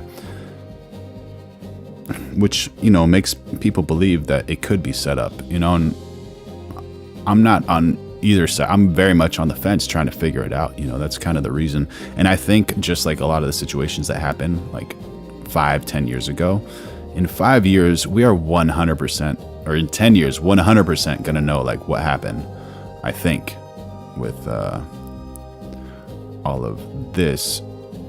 Absolutely. What do you think, chat? About your boss, for example. About a lot of things. They're noticing some stuff here that certainly reeks of fish. You are clearly not noticing. Yeah. Do you think that guy was letting go of flashy blanks or what? Or was it actual hot metal? And like I said earlier, yes, I do teach people how to use AI tools. It's hard to know the exact shape. And I give the AI assets too, like if you want this cat that I developed with the sound effects. And this little doggy, you can move it around. Yeah. Of what exactly is going on. I don't fucking know how they might have recruited this patsy. I have no idea. I don't know if he was a willing patsy, an unwilling patsy. I don't know if he was even like a patsy. He's not really a pat. I mean, I guess you'd call him a patsy. I have no idea what happened. Maybe it was all real. Maybe it was a super convenient coincidence. Maybe they were just surveilling him and it was his own idea to do it. I'll send you a link, Wilty. And they were like, well, that's awfully convenient. Let's clear the way. Maybe he's like some secret Jewish super soldier. Maybe I don't know. I have no idea how it happened. All I know is that none of it makes sense. None of what we were shown lines up. The story doesn't add up. And all of the reactions and responses are a clearly defined pre-scripted narrative. Starting with them all snickering about having almost been shot. Okay? So we're all snickering about how we were almost shot. It's all very funny. It's all great. And yeah, I mean, you could take a still frame out of anywhere, but it's a little funny that it's just so funny. This is where it gets really fucking weird though. Matt, Matt, I'll stop picking on you. I'll stop picking on you, Matt. You've got enough problems in your life as it is. I'm trying to think of it. I'm not going to stop picking on Matt. Matt, you're a Catholic. Wake the fuck up, bro. But we've got Andrew Kolvit. We've got Cernovich. Bummer. I was hoping for Cernovich to be above this shit. Yeah, you know. Libs of TikTok, Jack Posobiec, and Wokeness, Wall Street Mav, Tom Sean Farish, I've seen before, Randy Fat Slob Slime. Fine. Terrible. Brylan Hollyhand. You know, the whole gamut. And that's just a small smattering of the many, many, many, talking fish faces that all simultaneously were like, this is why you need the ballroom. Which, if you think hard about it, you can imagine that maybe it's possible that a couple of influencers might have done the math of like, oh my gosh, a shooting at an event that Trump was at. Even though it's, I sent you a link, Wilty. Hopefully that works. If that doesn't work, then it's on my page, and I think it's just like join or memberships. And then if you go to Inner Circle, you can get all that stuff. That's like your best deal. Technically hosted by a media organization, is not literally hosted by the White House, but you could see how they could make the leap to like, oh my gosh, why was it at this unsecured hotel? It should have been at the White House proper. That would have been so much more secure. Maybe one or two might have come up with that. But it's just not the kind of thing that hundreds of retarded Israel shills all come up with all at once and all post within the same 30-minute span right before the president makes a speech about that exact topic. And then all the congressmen get in line and everybody gets in line and the whole thing just strings right together. And Todd Blanche signs a legal demand, so to speak. It's all drafted up, all convenient. But fortunately, if you actually pay attention, you know that these things are coordinated. You know, and if you don't know, you should know. It's important for you to know. If you use Twitter, if you use the internet, you need to know that messaging is coordinated. And sometimes what messaging being looking coordinated is me seeing Coach Colin posting something funny and being like, that's a fucking great point, Colin. I'm going to repost that, or I'm going to quote that, or I'm going to be like, shout out to that idea. That's a good idea. I'm with it. Like when I post release the Epstein files, it's not a hard stretch to figure out why someone. Oh, we got Willie Wallace guy jumping in on the super chats with a $2 super chat. Veronica, come here, do some push-ups. Say thank you to Willie Wallace guy. Thank you for your support. I love you. Wishing you and your family the best. Everyone thinks she's going down there to do something else, but she's just doing push-ups, I'll tell you. And the question is, what AI is best with fewest generations? That's a hard one to answer. So when you say with fewest generations, are you developing images, videos? And have you heard of JSON? Whenever you get like an image you like or a reference and you want to get something similar, if you get a JSON on that image, then you can get stuff that's very accurate. But there's one thing with like characters which is kind of hard, but it's getting better with UGC, user-generated characters, so it just depends on what you're looking for. Willie Wallace guy, thank you for the super chat. Once I know more of what you're looking for, I can help you. And make sure y'all like, subscribe, turn on those notifications. We're going live every day of 2026. Else might be like, yeah, I agree. Release the Epstein files. Right? But when they all start posting about how soda and SNAP benefits or whatever the fuck it was, and it's like, why are we even talking about this? Let alone why are all of you at the exact same time? It's because none of them give. It's because it's coordinated. Okay. None of them came up with the ballroom thing. That's that. Videos, obviously. And you can learn about how they do this from Elon Musk's baby mama herself, who I gotta say, man, like, chat, how wild is this? We went over this, like 5 or 6 nights ago. That's so wild. So wild. 84 years ago. Is Ian on the stream? Ian, if you're on the stream, I am a fan of yours. Whatever the number, however long ago it was. By the way, everybody, let me give you an idea of what about Restream. And Wally, I'm gonna get back to you in 1 second. We were all watching the Elon Musk baby drama unfold, which is a literal lifetime ago. I did not foresee Ashley St. Clair doing anything substantial or beneficial in the world ever. I didn't know her personally. I just figured if this is what you're doing with yourself right now, if you're like if you're sort of actively like sting operationing Elon Musk, like targeting him to get his artificial insemination baby sperm juice so that you can have a fatherless child with an autistic demon like Elon Musk, that's weird, but whatever. I'm not going to hate on her for it right now because she's crushing it. She's sharing important. That message is for you to Anna. Truth. So last week I told you guys that all of MAGA is paid and they coordinate their messaging in lockstep via group chat. And it's important to note, she says last week because she actually made a viral video, like a Twitter video and a TikTok about how they do this a week before this. And she was giving other examples of how they do this and showing other text message thread examples. And then this happens and she's like, see what I told you. And what do you know? All of these people came to the conclusion. This is for Willie, Mr. Willie, Willie Wallace guy. I think one of the better ones is Kling 3.0, Kling 3.0. Grok Imagine's pretty good once in a while too with the right prompting, and I would say sometimes. Where'd you go? Google VO 3.1 is pretty good as well. And sometimes with your prompting, if you overdo it, you can kind of confuse it. And sometimes these don't like if you give them negatives, they don't like those. So if you say like, no glasses, do not have a red shirt, just have a blue shirt. Or if you say too many no's, like make sure there's no shoes, make sure there's no rings on the fingers, it can kind of confuse, rather than saying like fingers are without any jewelry.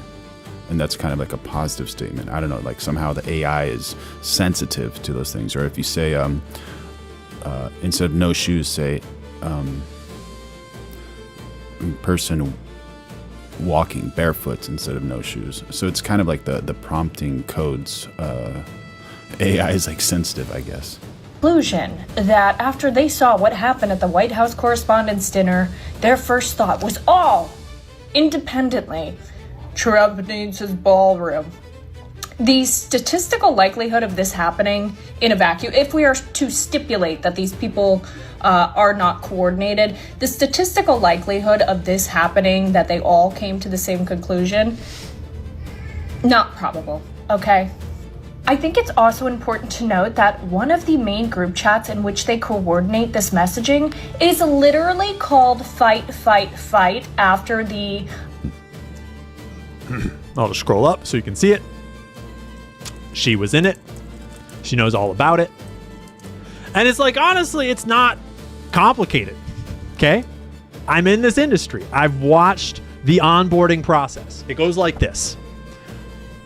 Young guy starts talking online and for whatever reason gets some views. Not a lot of views, but some views. Young guy thinks, oh gosh, I'm good at this. I could make a living at this. Keeps making videos. Young guy gets invited on a podcast, like maybe Tim Pool, for example. Young guy starts doing the podcasting circuit, starts getting called and invited to events, and he feels so important. He's meeting important people. It's like really crazy. Getting lots of views, not making a ton of money yet, but you know, starting to feel important. Young guy gets invited to turning. Did you guys know we have a MAGA hat? Just type in MAGA, You got a MAGA hat right there. Point USA. At Turning Point USA, everyone's schmoozing and they're going to parties and they're like, oh, it's so good to meet you. Oh, I love your work. You've been doing so good. And all these people that Young Guy has looked up to for so long, like Ben Shapiro, oh my gosh, he's just so amazing. And they're just overwhelmed with all the stardom and all the opportunity and all these successful influencers that are inviting them, you know, to like probably to hotel rooms to do who knows what, but we won't talk about that part. Yeah. And so, you know, they just make friends.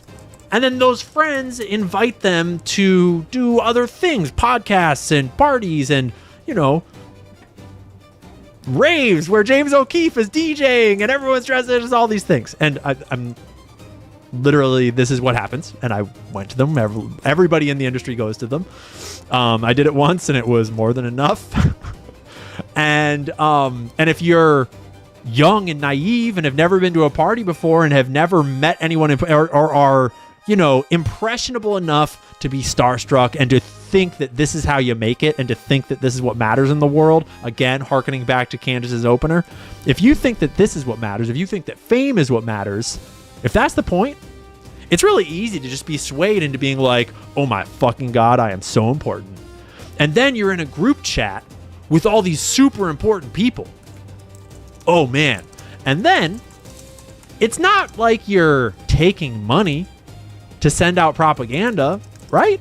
You're just all coordinating with your friends, right?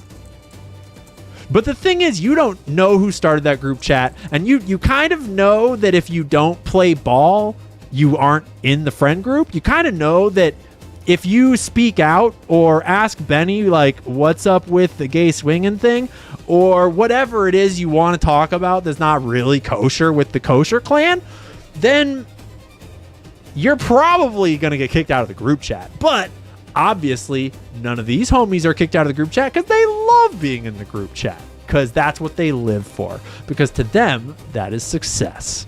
That's the club, and they love being in it. Got to be in the club. And it's called Access, and Access journalism is a tale as old as time.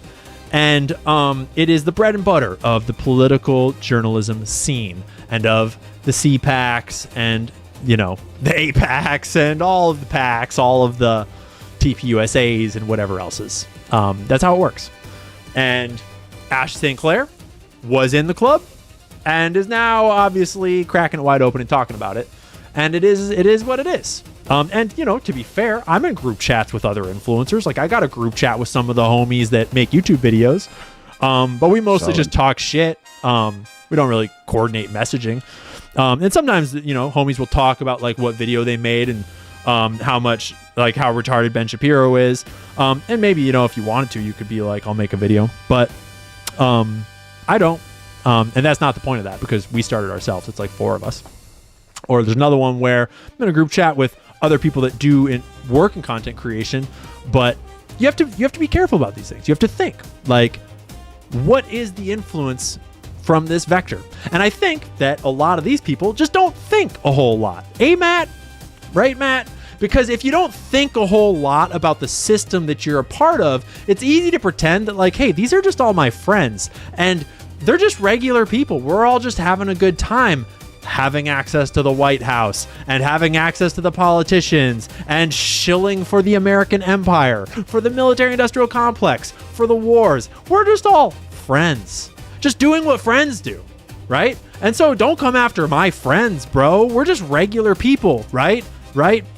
Absolutely, Recon Blues. Bro, Matt, you work at this company. You work with them every day. You're just all friends. Just ignore how he really feels about you and your religion, how he really treats you and your religion. Right, Matt? So it's easy to understand how people that don't think very hard would just not even exactly realize what it is they're doing in these group chats. Honestly, I think a lot of them, like, I bet that the Chad USA jumping in on the chat saying Ian is a fake. All right. I guess that's another one for... Do you think he's a fake or a shill, or can you explain yourself? Thank you, Chad. Good to see you again. Brylan Hollyhand has no fucking clue what's going on. I bet Brylan Hollyhand is just like, when's the next time I'm getting railed? I fucking love it. I'm joking, by the way. So, I'm sure there's a spectrum of like direct nefariousness going on here. I'm sure that some of them understand exactly how they're coordinating these things, and I'm sure that other ones aren't even thoughtful enough to realize that they're parroting paid propaganda. They're parroting narratives, lines directly from the largest empire the world has ever known. Lone Wolf saying, Democrats had to lose ... because they lost their island man. Goodness gracious, bro. And trying to call themselves attempt journalists. on Trump's life in Butler. Okay, and this has the official Trump War Room, members of the administration, including James Blair, and all your favorite MAGA influencers. And I would log on and show you more of these messages, but I can't log on to Twitter because they're suing me for $75,000. Oh. Wow. Okay then. So, I got 71 Fluff Daddy jumping on the chat saying Ian is the biggest lib shill. If he is the lib shill, how can we know? That's my question. It'd be so awesome just to know this stuff. a little off the rails there. I guess we're warming back up. We're getting back into the swing of things. But yeah, that's how political influence works. And if you have like 20 brain cells, it's pretty easy to figure out. Wilty5 jumping in with some AI chat. Anthropic's Mythos is only released to cybersecurity experts for testing right now because it is too powerful to release to the public right now. It is rumored that the cost will be 5 times the top $200 tier. That's wild. That's wild. Recon Blues saying she's cute. Yeah, she's a cutie. That's right. Figure out who's in the club and who's not.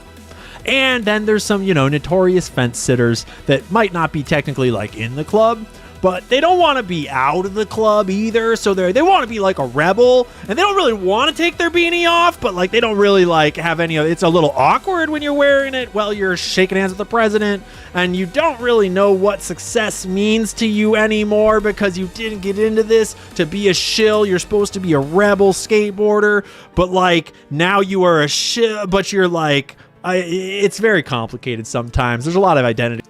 And if you ever run this is for Wilty5, if you ever run Claudebot, make sure you sandbox that thing because it can be very, very dangerous. People have lost like so much because of all the info it gathers. Like if you have it on your personal PC, or it can be very dangerous. So just be careful with that. It's worth sandboxing it however way you can. And by the way, we're going live every single day of 2026. So make sure you like, subscribe, turn on those notifications, become a member, throw in a super chat if you want. Identity crisis in the political commentary space. It's all pretty gay, basically. So, Jason Beatrice jumping on the chat saying, because of the wild left, we will be remembered as the files generation. Thank you, leftists. Appreciate it. We are the files generation living in the fraud age. Yeah. Living in the fraud age. That's right, man. That's right. Is the ballroom somehow the third temple? This push for the ballroom is fucking odd. It's super weird, right? Third temple? Yeah, maybe. Maybe, I don't know. Oh, and then Senator Rand Paul. Shame on you. Fucking shame on you. You bring great shame to your father, Rand. You bring great shame to your family and to your name and to your whole family's legacy. Shame on Lone Wolf saying, I'm going to be like Democrats. This generation is staged. On you. You fucking wall kisser. What is a wall kisser? That aside, we'll probably come back to this. This is where I start to suspect that there is a different pitch that has been given to those in the know, to the actual political club, like to the Congress people and to the cabinet and to the intel community and to, the people that need to know why we're. All right, so a wall kisser has several meanings depending on the context, ranging from a political slang term to a description of a driving technique and a musical reference. So the political cultural slang, what we think Ian Carroll is talking about, is a wall kisser can refer to someone who is perceived as subservient or overly eager in their support of Israel or Jewish people, often with a sarcastic nod to politicians kissing the Western Wall. Oh, wall kisser, they kiss the wall. That makes sense. That makes sense. Go on and kiss that wall. A wall kisser. Very, very, very interesting. We're actually going to build the ballroom. The bipartisan members of Congress that need to fucking vote on this bill to kill this lawsuit that is being very problematic that we'll get into a little bit. Because you need bipartisan Congress to fucking kill that. And I suspect that there's a different cell. Congress, Dr. Batut says, what aid do I use? None. I'm 6'8", 330 pounds. I'm a big, beautiful African-American man, not a desk jockey, little female dog. There you go, buddy. There you go. Thank you, Chad. Yeah, he's talking about the people that kissed the wall in Israel. Doesn't exactly need the fake shooting slop cell, because there is a very legitimate national security, like continuity of government, American executive branch argument for this. It's not actually that complicated to make. And the fact that they aren't just making it plain and straight is maybe a little suspicious, and we'll get into it in a little bit. Clint, always with the logical takes, with the straight up takes. Clint, always loving Clint's takes. Hate to say it, but this full court influencer press to build the ballroom has me convinced that it is some vital necessity to the intelligence community. Whatever the real reason is, it is not what we're being told. Bingo. Bingo. Stu Peters, a ballroom is absolutely not a matter of national security, unless there's something about this particular ballroom that we don't know. Yes, except Stu. I'm sure that Stu knows by now. He might have even known then when he posted this tweet. Because remember, when people tweet, they're not posting the epitome of their knowledge, thoughts, and beliefs. They're tweeting. But for the purpose of utilizing this tweet.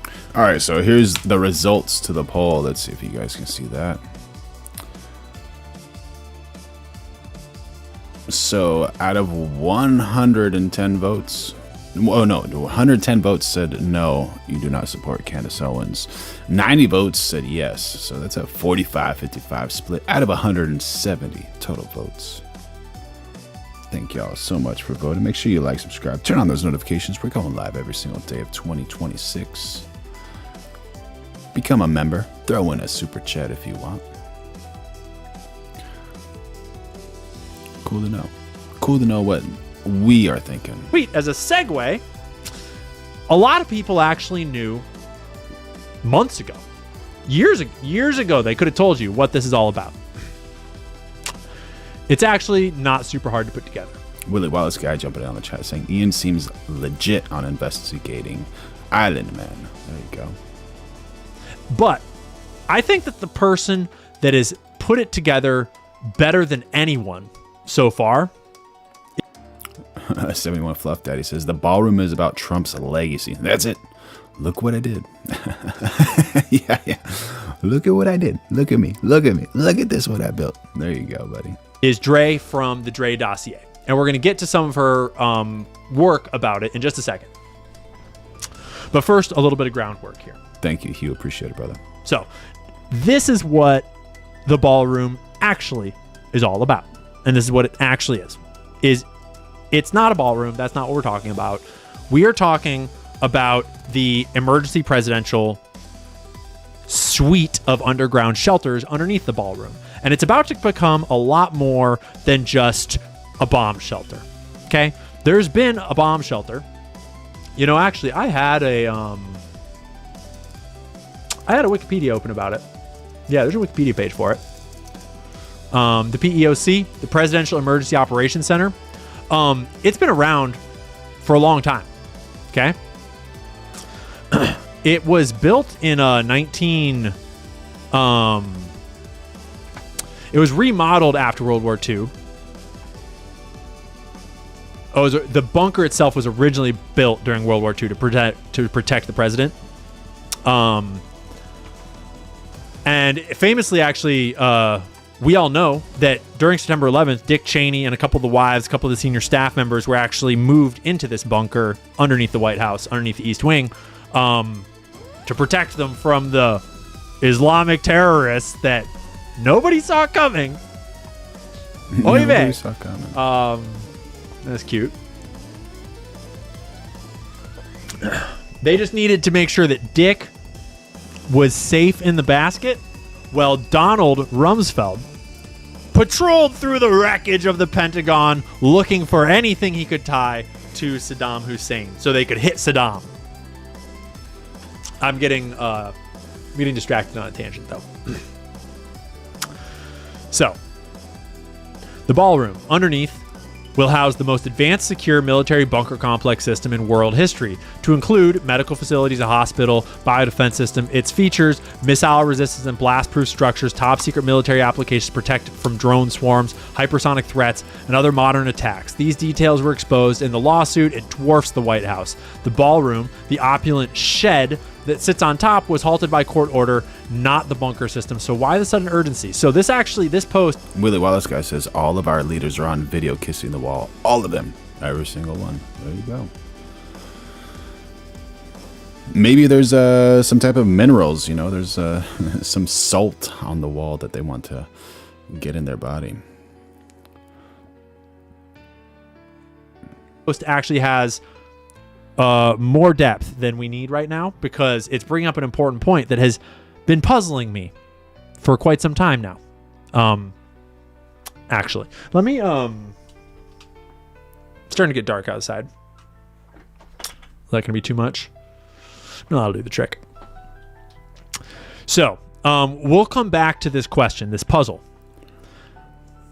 The court order that halted construction, that Trump is all up in arms about, right? That's the reason why we need to build the ballroom now. The court order that halted it did not... Recon, we don't have a bot. We just have a restream bot, so it takes all the messages from one chat and then adds it to the next chat. Let me do a little copy and paste so it's clear for everybody. Yeah. So we have like a vertical stream and we have a horizontal stream. And so if you see the @ sign after the restream bot, then that's the person saying it. Like, let me see where you are. I don't know where you are, but let me see. Let me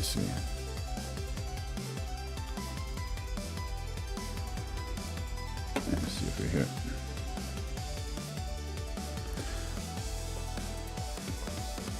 Yeah, when I find it, I'll tell you.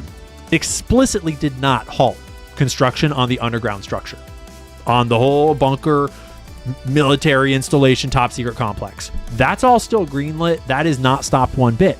That's allowed to continue. Never stopped. Just the ballroom up above stopped. Officially. Okay. And Barry says that's not the only thing they're on video kissing. Do you have access to some Island Man files, Barry? Let me know, buddy. Let me know. I think...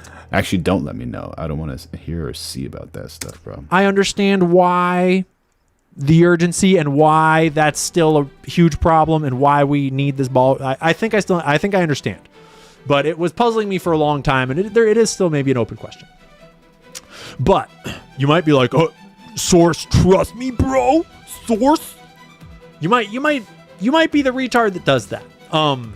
Because you don't read. Because you don't read the news. You don't know the news. You don't understand that the source is Trump himself.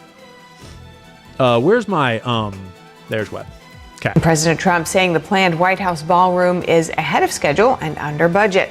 The president showing new renderings of the project yesterday and providing some security details about the structure too. We have drone-proof roofs, ceilings, everything's drone-proof and bulletproof. And unfortunately, we're living in an age. Jason Beatrice says he kissed the wall as well. That's cool, man. How was that experience? Oh, Recon Blues is the one. That's a good thing. Now the military is building a big complex under the ballroom, which has come out recently because of a stupid lawsuit that was filed.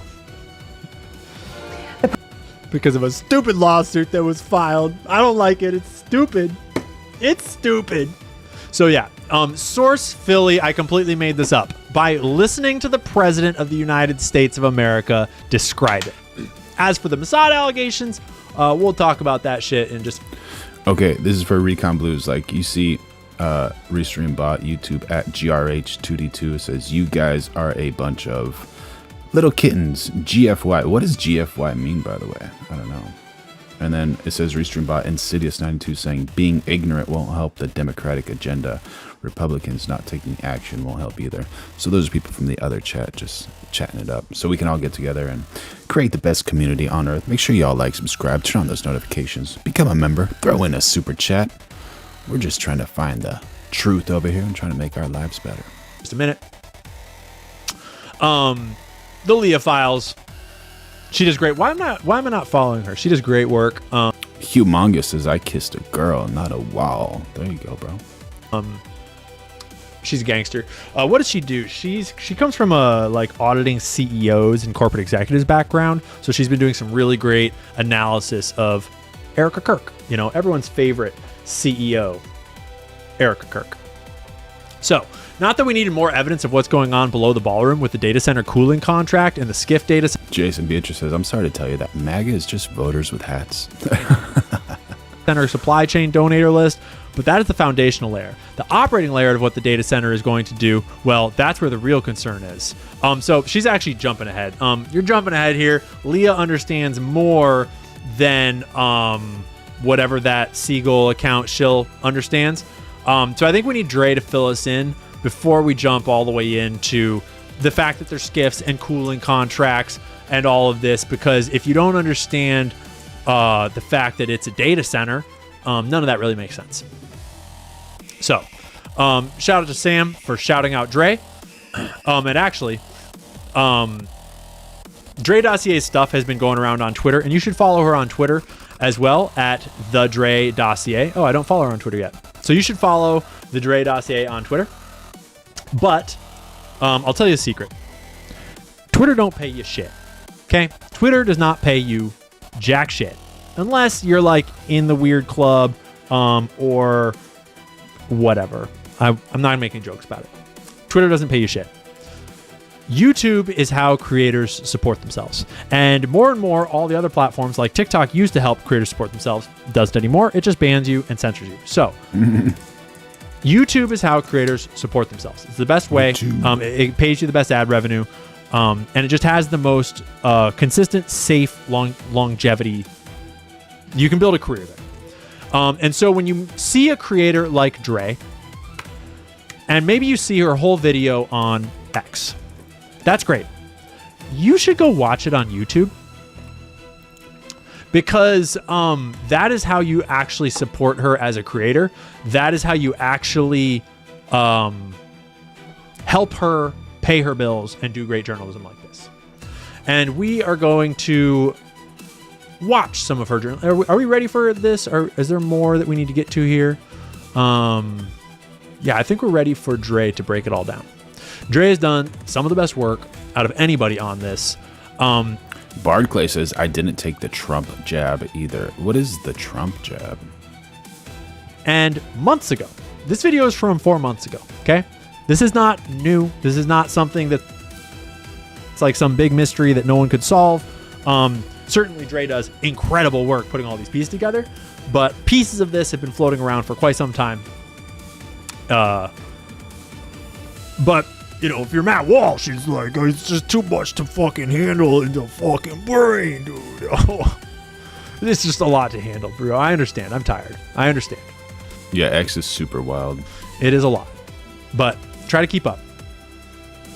We got a couple clips, and I'll probably jump in a little. Look, Trump is not building a ballroom. This much, I feel like, is obvious. I made a video about this a few weeks ago, giving a thesis of what I think is actually being built, and that video got taken down on my TikTok after about 8 million views, so I re-uploaded it here. And if you haven't Thank you, Humongous. seen that one yet, I recommend going over and watching that, because it gives you a good basis for where we're starting out from. But I wanted to follow up on my theory, okay? Because in the original video, while I had some solid architectural analysis from Andrew Kerr, it was mostly based off of like a gut instinct, you know, and my own pattern recognition. And since then, I have been digging deep, scouring the web across databases and looking for records, and I have come back with actual receipts, like some actual verifiable public record receipts. And now my theory is stronger than ever.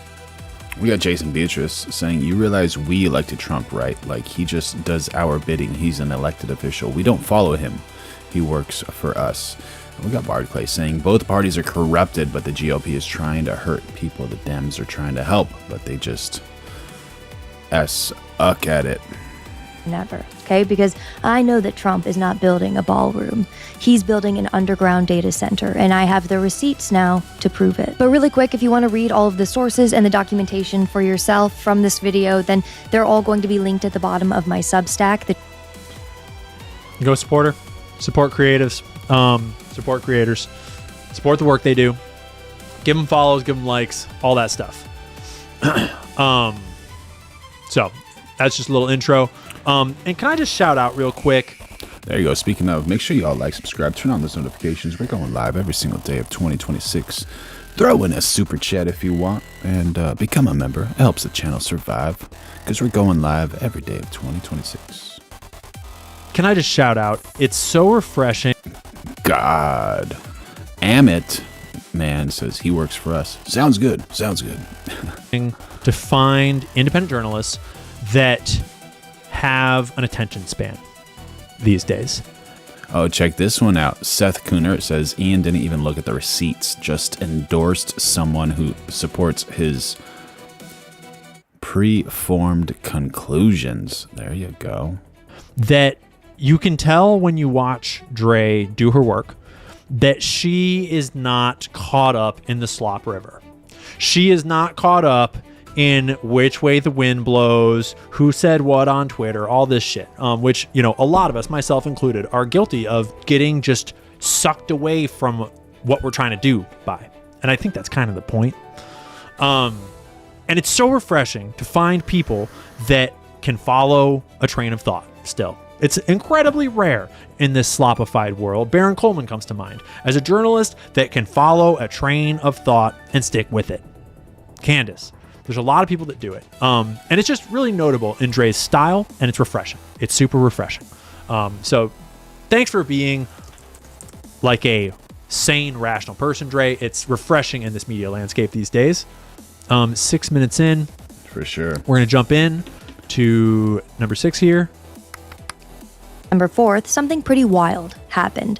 Trump fired his ballroom architect. His name was James McCreary, and he was this classical architect who designs these beautiful churches and historic buildings, designing buildings like the Cathedral of the Most Sacred Heart of Jesus and the Supreme Court gift shop. I mean, say what you will about the guy, but he's got range. But alas, Trump replaced him with a different architect, a guy by the name of Shalom Baranes. When I say I went to look this man up and my jaw dropped to the floor, so a little background on him. After 9/11, when the Pentagon needed to be rebuilt and hardened against future attacks, they hired Shalom Baranes. Yeah, this man designed the...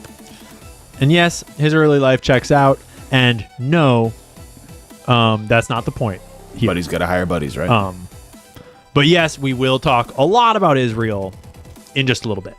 Post 9/11 hardening project for the Pentagon, the secure wedges, the skiffs, the bomb-resistant architecture. This was all Shalom. And skiffs, by the way, are sensitive compartment information facilities. They have electromagnetically shielded rooms for classified intelligence work and are built to survive missile attacks. And it's important you know what skiffs are because this comes back into play a little later on. And his portfolio doesn't stop there. It gets a lot more intense with DHS headquarters, Treasury building modernization, the GSA headquarters secure facility, the CISA cybersecurity headquarters that, yes, Clark Construction also built. Yeah, so these guys have rendezvous.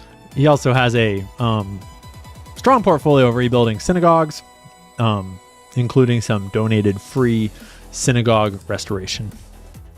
But, you know, whatever. And then let's jump in. Let's jump in to here. I think we should go back to the underground data centers in Jerusalem, because understanding why Israel built those might tell us why Trump is building one here, allegedly, supposedly, in my opinion. Allegedly. So, you know, I'm gonna rewind us to a bit more of the intro here. Curious information, but I'm sure that it'll come in handy later. And later in handy did it come, because fast forward a few months and I'm reading about Trump's new ballroom announcement, and that pattern recognition side of my brain starts tingling. Why, you ask? Well, let me just read the specs out loud to you, okay? Because Oracle's underground facilities in Jerusalem were 90,000 square feet and cost around $319 million. Trump's ballroom is about 90,000 square feet and $300 million and climbing. Curious. And then on January 21st, 2025, you have Trump's first full day in office, and Larry Ellison is standing next to him and Sam Altman, and they're giving this White House announcement about Project Stargate. Now, I'm not kidding when I say I could write an entire dissertation on January 21st, because they gave us so much information in that announcement that I feel like, quite frankly, many of us just glazed over. And I've broken it down ad nauseum in other videos and over on my Substack, but the short version is this. Project Stargate is this $500 billion AI B-Rock 4629 says it's about what's under the ballroom, not the actual ballroom. Shaking my head. Brock, let me know. Do you have any data of what is actually underneath the ballroom? Allegedly, it might be a bunker, but who knows? Or a data center of some sort. Make sure y'all like, subscribe, turn on those notifications. We're going live every day of 2026, trying to bring you the most accurate and breaking news and trying to find the way to the best life ever. And become a member. It helps the channel. Or throw in a super chat if you want. Infrastructure initiative for government operations, defense intelligence, and consolidating federal data across agencies. Because all of these AI initiatives Trump and his team keep launching need infrastructure. They need servers, power, cooling, and security. And then you look over to who's donating to Trump's Ballroom project, right? And the coincidences just keep stacking up on one another. And so I'm sitting here thinking to myself, okay, if this is actually what's happening, right? If this is actually what's being built, then there's got to be some evidence somewhere. Like, you can't just build an underground data center without leaving any paper trail. And so I start digging, right? Because the first thing I want to know is who's actually building this thing. So their lead contractor. So then she thoroughly runs through a whole bunch of paper trail. And I highly recommend that you go watch the video for yourself and catch that paper trail. And by the way, just to give us a little visual to remind us. All right, y'all, we have the results in. The results are in. And these are the results.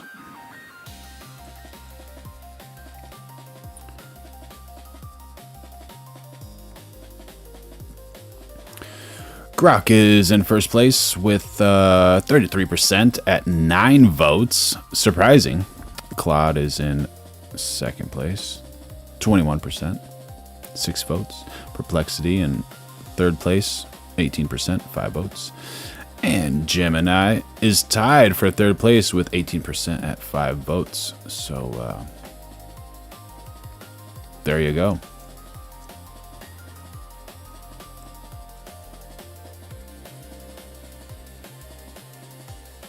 This all of what she's referring to with this Project Stargate. Let's remember a million years ago, back on day one of this majestic presidency, back when RFK was gonna.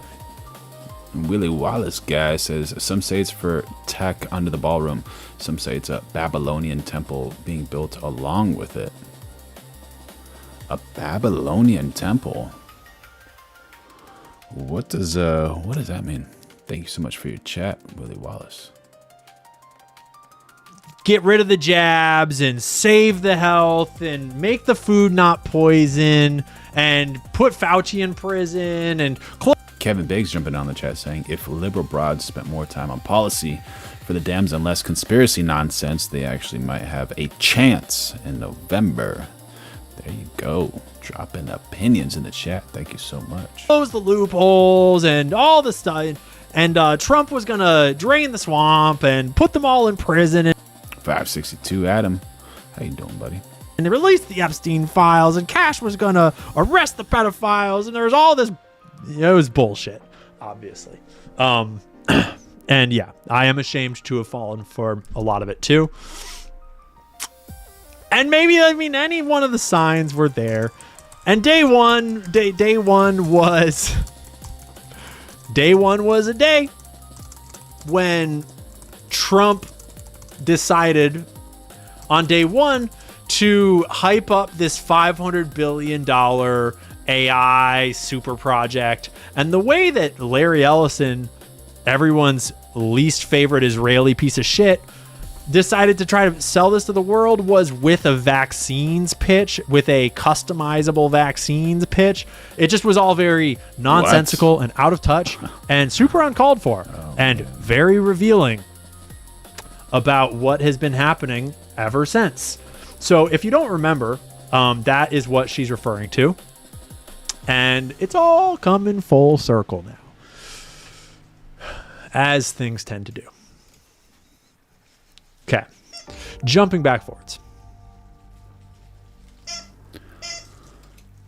architect and hired the Pentagon guy. Okay, so what does any of this actually mean? Well, Is her volume I think high enough, we should guys? go back to the Is her underground volume data good? centers in Jerusalem, because understanding why Israel built those might tell us why Trump is building one here, allegedly, supposedly, in my opinion. So Israel built those facilities for something called Project Nimbus, which is their government cloud infrastructure. And we've seen what this looks like in practice, right? I mean, the AI system that Israel's using in Gaza, the targeting systems, the surveillance infrastructure, the operational decision. I don't know why they would do that, honestly. What would they do that for? Maybe for data, like to keep data like super secret and private, that it's not on a different location that's not secure. But if you need data to be secure, you can hire security guards or create a compound or do one of those types of things. To do that in at the White House, where it's just that real estate is so valuable and there's so little space for certain things, like it has to be something extremely important if you think about it. But what would realistically, what would they want to put there? Making, and that all runs on this underground data center network. Let's give a little more color to what she just said. Let's not glaze over that. She's not like trying to cover it up. I just think we should pause and give a little more color to what she just said. Israel's Nimbus project, its gigantic underground data center that Oracle helped them build, that's helping run all of their military AI. Let's remember what their military AI is doing. Project Blue Wolf, or whatever they call it, they have multiple. They have a giant database where they have every Palestinian in the West Bank and in Gaza. I think they probably have different databases for the two. Not entirely clear. They have them all tracked.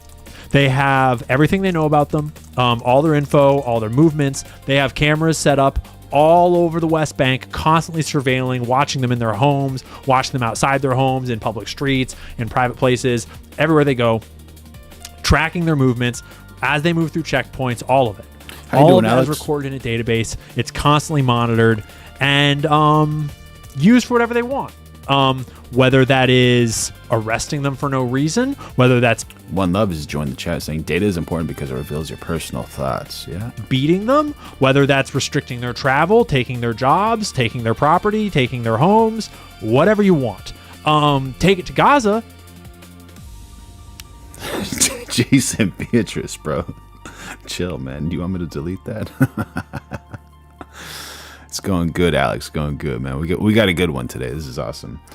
And yeah, we got the best community over here. Make sure y'all like, subscribe, and turn on those notifications. Going live every day of 2026. Throw in some super chats. Become a member. Help the channel. And everything is good. We're just trying to figure out what's going on underneath the White House. Is that a bunker? Is that a data center? And they just kill them at will. They'll snipe children, they snipe women, they snipe... They don't care. They'll bomb you, they'll double tap you, they'll triple tap you, they'll burn your homes, they'll rape you, they'll YouTube, FYI, I said cook crepes is what I just said. I'm getting a little carried away here. Let's remember what Israel does with their AI, okay? And then let's remember that Larry Ellison, who she's talking about, Larry Ellison of Oracle, Trump's best friend, who's helping roll out Project Stargate. Larry Ellison, the owner of Oracle, the second or third richest man in the world because of all that money, the top donor to Israel, the IDF, with all that money, the owner of the island right across from the Lahaina wildfires, Larry Ellison. Do I need to remind us about what he said about privacy after 9/11? That Larry Ellison? He is the one that helps Israel built for Israel, this data center that is managing their mass killing of Palestinians, their mass surveillance, their literal digital gulag of the Browns. Okay? That is what Israel is doing with their data center. That's what Larry Ellison is doing with that data center. Okay? So, when Trump winds up with this great plan to build a data center with almost the exact same specs, the same width and diameter, or all the same cost, same footprint, similar depth, similar everything, you gotta wonder who is talking to Trump about all these great ideas. Who? Because Trump didn't come up with the idea himself. All right, so this is kind of wild. I don't know how accurate this is, but So the Trump administration is building a 90,000 square foot ballroom above a hardened military complex 90 feet beneath the White House. Classified $300 million, biodefense systems, secret communications, command centers. Here's what that means. So allegedly, good states build for human flourishing. This is built for survival. That's a shift. Durkheim predicted this. When institutions lose transparency, when the leaders build escape bunkers while people plan mortgages, trust collapses. Anomy follows. What is anomy? A condition of instability resulting from a breakdown of standards, values, or societal norms.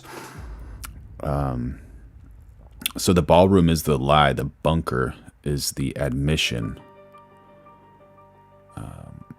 Governments don't build $300 million survival infrastructure if they believe in continuity. This bunker is a sign of strength. It's a sign that people in power don't believe the system survives the next crisis. When elites lose faith in institutions, everyone else eventually does too. Very interesting. Very interesting. I hope that doesn't cast fear, but kind of casts maybe a possibility in the future to try to make your life amazing. I have no idea. Let's be real. What do you think, chat? Any truth in those statements there? And we're going live every day of 2026. So make sure you like, subscribe, turn on those notifications, become a member, throw in some super chats. Trump is barely even in this world anymore. Trump doesn't know about data centers. He doesn't know what they do, how to build. Alex Cleary says, would they really leak that information, though? Absolutely. Good question. Probably not. Probably not. Actually, I know someone who's directly involved in building this. She works with like the company.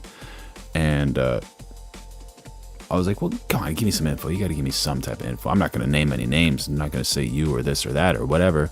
And she's like, I honestly, I don't know. I don't know.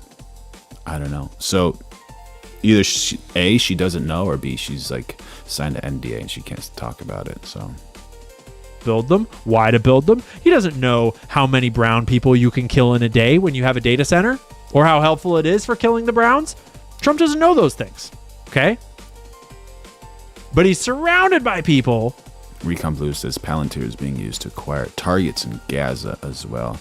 Heard that. I heard that previously. I don't know if that's a well-known fact, but I think a lot of people have said that. I don't know how accurate it is, though. That do know about them. And you have to imagine that one of them told him. Because someone came up with the idea to build the thing. Okay? Apricot Charm says, hey, Monica, I'd rather have Trump than a mass invasion of third world savages. There you go. And Dre and several other researchers have all independently shown through their own research that we have massive power infrastructure contracting and work being done right at the East Wing.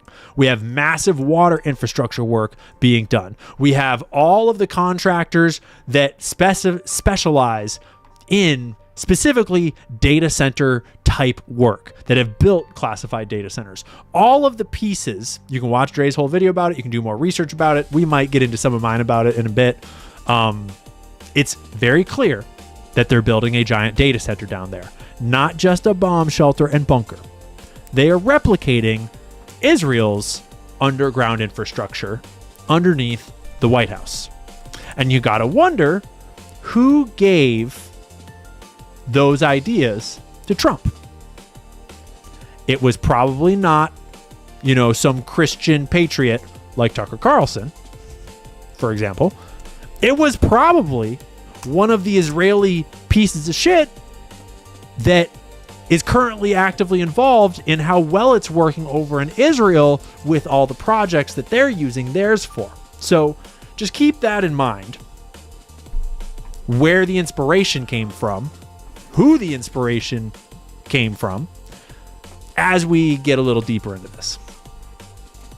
I mean, we're talking full AI takeover, military operations, intelligence gathering, government AI information systems like banking, critical infrastructure controls, everything that keeps the country running. And they put it 9 stories underground because they needed it to survive, not just survive a power outage or a cyber attack, but to survive a war. I mean, they needed it to survive missile strikes and keep running no matter what happens above the ground. Because when you have your entire government running on AI systems, that is now the brain of your country, and you have to protect the brain of your country with a thick skull. That's what data sovereignty looks like. That's continuity of government, and that's what AI warfare infrastructure actually looks like. And then I'm looking at Project Stargate, announced on January 21st, 2025, Trump's first full day in office, and Larry Ellison is going on and on about this $500 billion AI infrastructure that's going to save the government and cure cancer. But all of these grandiose ideas surrounding AI, all of that needs a home. And that's why I think it has to be at the White House specifically, because when infrastructure is a part of the executive office of the president, then it has to be classified, protected, exempt from oversight. And I'm just curious, chat. If the right has MAGA, what does the left have? Because I want to make an emoji for the left as well. Because I made a right emoji. If you type in colon, MAGA colon, you get that MAGA hat. So I'm just kind of curious, just to even it out for y'all. Buttock. The president has to have direct access to it. And lest we forget, the East Wing sits directly above the Presidential Emergency Operations Center, the PEOC bunker. It's 5 stories deep, staffed 24. No septum ring. Make sure y'all like, subscribe, turn on those notifications. We're going live every single day of 2026. Become a member, throw in a super chat so you can get some of these amazing chats like we have in this chat over here. We're developing the best community online. This is amazing. A broken clock. Oh man. 24/7 by military offices. And by demolishing the entire East Wing, they removed every structure blocking access to that bunker. And now septum theory. they can expand it and go deeper or integrate new infrastructure if they'd like. And because it's at 1600 Pennsylvania Avenue, executive privilege covers all of it. I mean, think about it. The president controls what gets disclosed and what doesn't. I mean, this is what the government running on AI with all of that power consolidated under executive control in a facility that can survive anything and Congress can't audit looks like. And look, I'm sure they'll build a ballroom on top. You know, they'll host state dinners and take photos with world leaders in gowns and tuxedos, and maybe it'll even look fabulous. But don't kid yourself about what this was actually built for, because the ballroom isn't the project. The ballroom is the lid. Yes. So let's hone in on something real quick. The executive office. Wilty says the right has plenty of diapers for draft dodgers. There you go. We actually got a picture of me and Donald Trump with a sign in the back saying, "Make tacos great again." Let me find that picture for you. And the executive privilege involved in building it underneath the White House would exempt it all from congressional oversight, from any oversight whatsoever. That is concerning from Dre's perspective, which is much more balanced and biased than mine, at least the way that I've seen her put it out on the internet so far. Being just the journalistic, kind of liberal, I think, kind of concern of who's overseeing this, who's paying for it. We're paying for it, by the way. Is this legal? What's the purpose of this? What's it going to be used for? Surveillance of Americans, mass illegal surveillance of Americans. All sorts of legitimate concerns in that domain of like, what the fuck are you doing, bro? I have significantly greater concerns that I would argue are significantly more serious, honestly. Unpopular opinion. Himself. But I could be convinced that there's a legitimate argument for this construction to be done in some form. Like, it's a very legitimate thing to have a bunker underneath the White House. That's totally okay. There's nothing wrong with protecting the president of the United States. That's good, right? Totally good to have a military complex underneath the White House with everything you would ever need to survive a war. That's great. That makes perfect sense, okay? It's even could be understandable to have some sort of data center type situation under there. You could maybe convince me. I don't think so, but maybe. That's not necessarily the biggest concern in the world to me, though. When you have a government that constantly lies to you, that protects gigantic pedophile blackmail rings, that starts wars they swore they wouldn't, and then bombs schoolgirls and pretends they didn't. When that's your government... Pretends they didn't. Yeah, no, there's no fucking way that I trust them with data center type, mass surveillance type, evil, totalitarian dictatorship type stuff. That's not... Yeah, they're not going to convince me to support that in this context.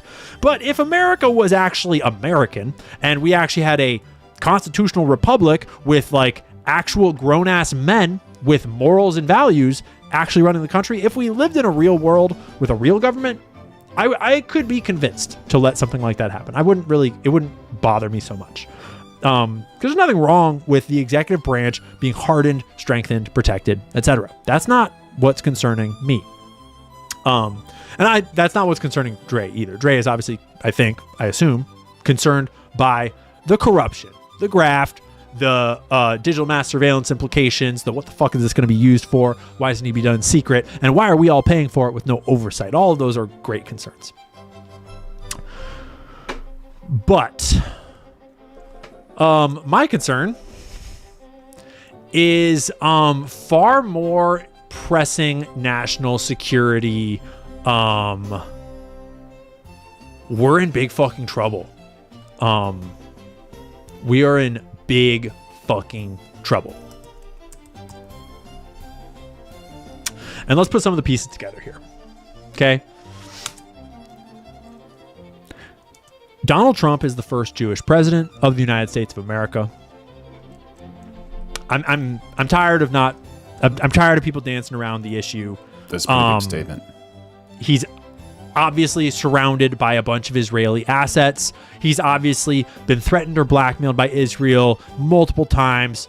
He's either terrified or in bed with or blackmailed by whatever it is. He obviously has thrown his entire family legacy away to support this thing. He obviously has started a gigantic war that is destroying the American empire, that has burned our American infrastructure in the Middle East to the ground, that has tanked the global economy. He is throwing everything away to support the Greater Israel Project and Israel. His entire donor base is basically Israeli and Zionist shills now. There's really, like, if you need more evidence than your own fucking eyeballs to figure. All right, y'all. Breaking news. We got the septum emoji live. So if you type :septum : you'll get it. You'll get it. Here we go.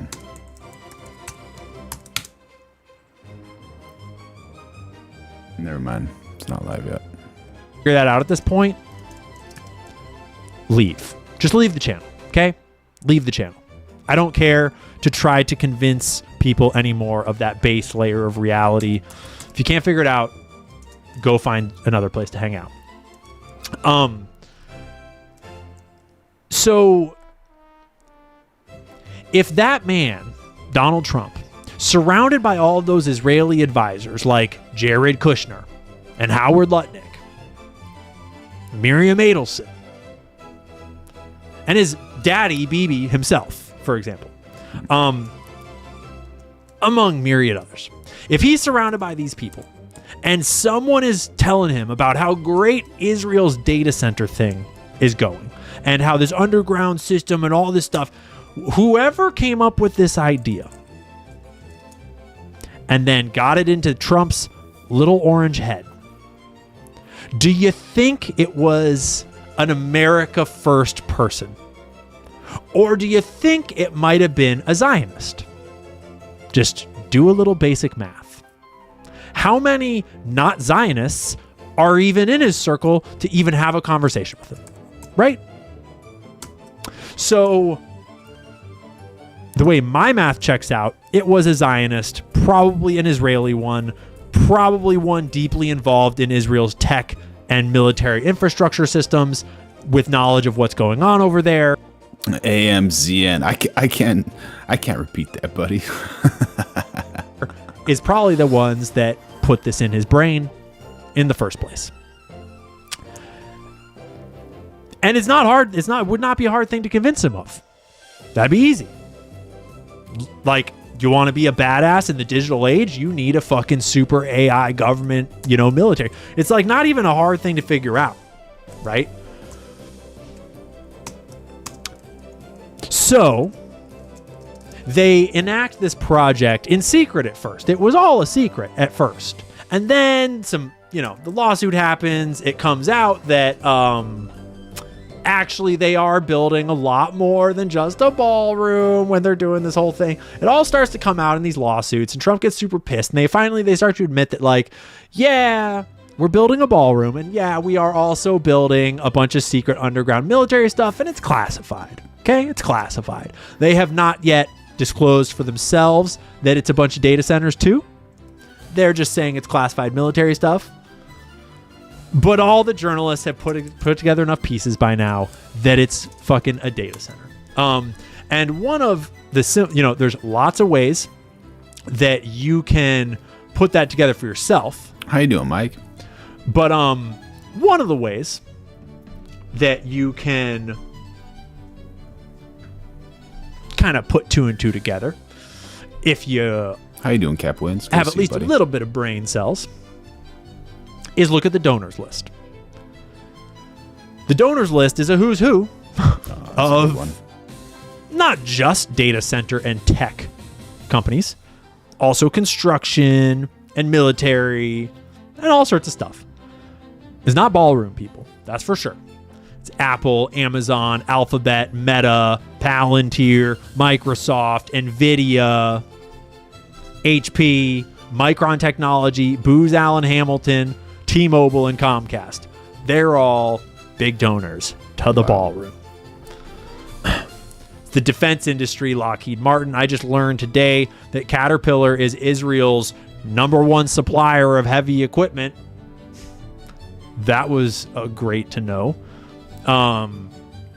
It's a bunch of crypto companies, and then it's a bunch of wealthy private donors like the Adelson Family Foundation and Stephen A. Schwartzman, founder of Blackstone, the Lutnick family, the Perlmutter family, right?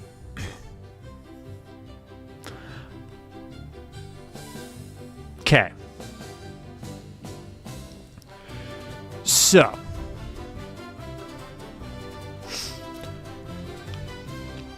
let's just say we don't know, but we know that they're building a data center underneath there. And they're building the data center to house the architecture of the American digital gulag. Okay? I don't think that any of you, like me, are going to agree that that's a good thing. I don't think any of us want to live in the digital gulag. We don't want the digital mass surveillance. We don't want Palantir spying on us all the time. We don't want them compiling massive fucking files on every American with everything we've ever done, said, smelled, touched, tasted. I don't think most people understand, with AI coming the way it is, just how much you are exposed. Every traffic camera, every scanner, every touchpad. And that's just the stuff that exists today. Just wait until glass can see you, and wait until Wi-Fi can trace you and read your heartbeat. Oh, wait, that already works. Just wait. All the technology that's coming to track and sense and surveil and record you and put it all into a nice database where then AI can analyze it all. And let's just say don't get out of line. Let's just say that don't fucking get out of line, bud. Because it will not go so well. It won't go so well. Okay. And they'll have a whole explanation for why we have to do it. It's for safety. It's for security. It's for terrorism. It's for whatever it is. You know, oh my gosh, the cyber pandemic that happened was so catastrophic. The only solution is a digital ID so we know who's on the internet. Oh my gosh, the AI hacking cyber pandemic. No regular citizens allowed to use AI anymore. We got Jason Beatrice jumping in on the chat saying, sorry, America. Ilhan Omar took your Doge checks to Somalia. Make sure y'all like, subscribe, turn on those notifications. We're going live every single day of 2026 and become a member. It helps the channel. Throw in a super chat if you want. And Nick Gurr says, well, I did have to change my name from Nick from the name given to me at birth. First name. Oh, never mind. Almost got me with that one, buddy. We got the best community here. Make sure y'all like, subscribe. It's government regulated now. You can't use your own AIs. It's too dangerous for regular people to have such vast power in their hands. Whatever it is. Okay? Don't do it. It's not good. I don't think I need to convince any of you of that. That's not even my number one concern. We are just warming up. I think we're 2 hours into this. Here is my concern.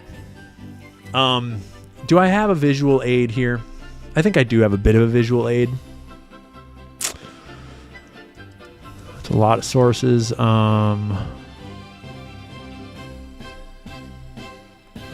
Okay. I just want to... Boom. Okay. We'll get to the visual aid in a second. I want to drink water.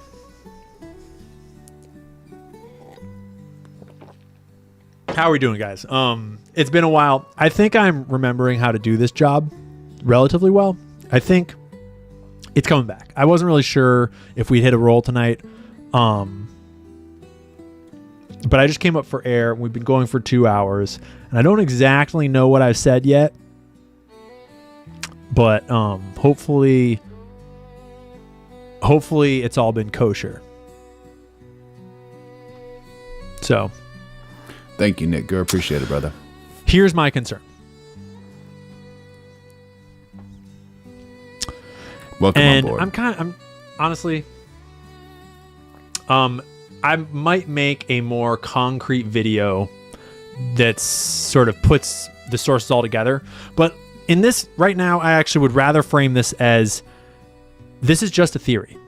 This is just a concern. This is not me. I am not claiming that this is. Timothy Thick jumping in on the chat saying, Island Man compromised Donald Trump, the POTUS. Now Trump P imped his daughter to Jared. Daughter. Oh my. Oh my. Any truth to that statement? Is happening or has happened. I don't have proof of this. That's not the point. The point is not proof. And at the end, if you still don't understand why, I'll explain it.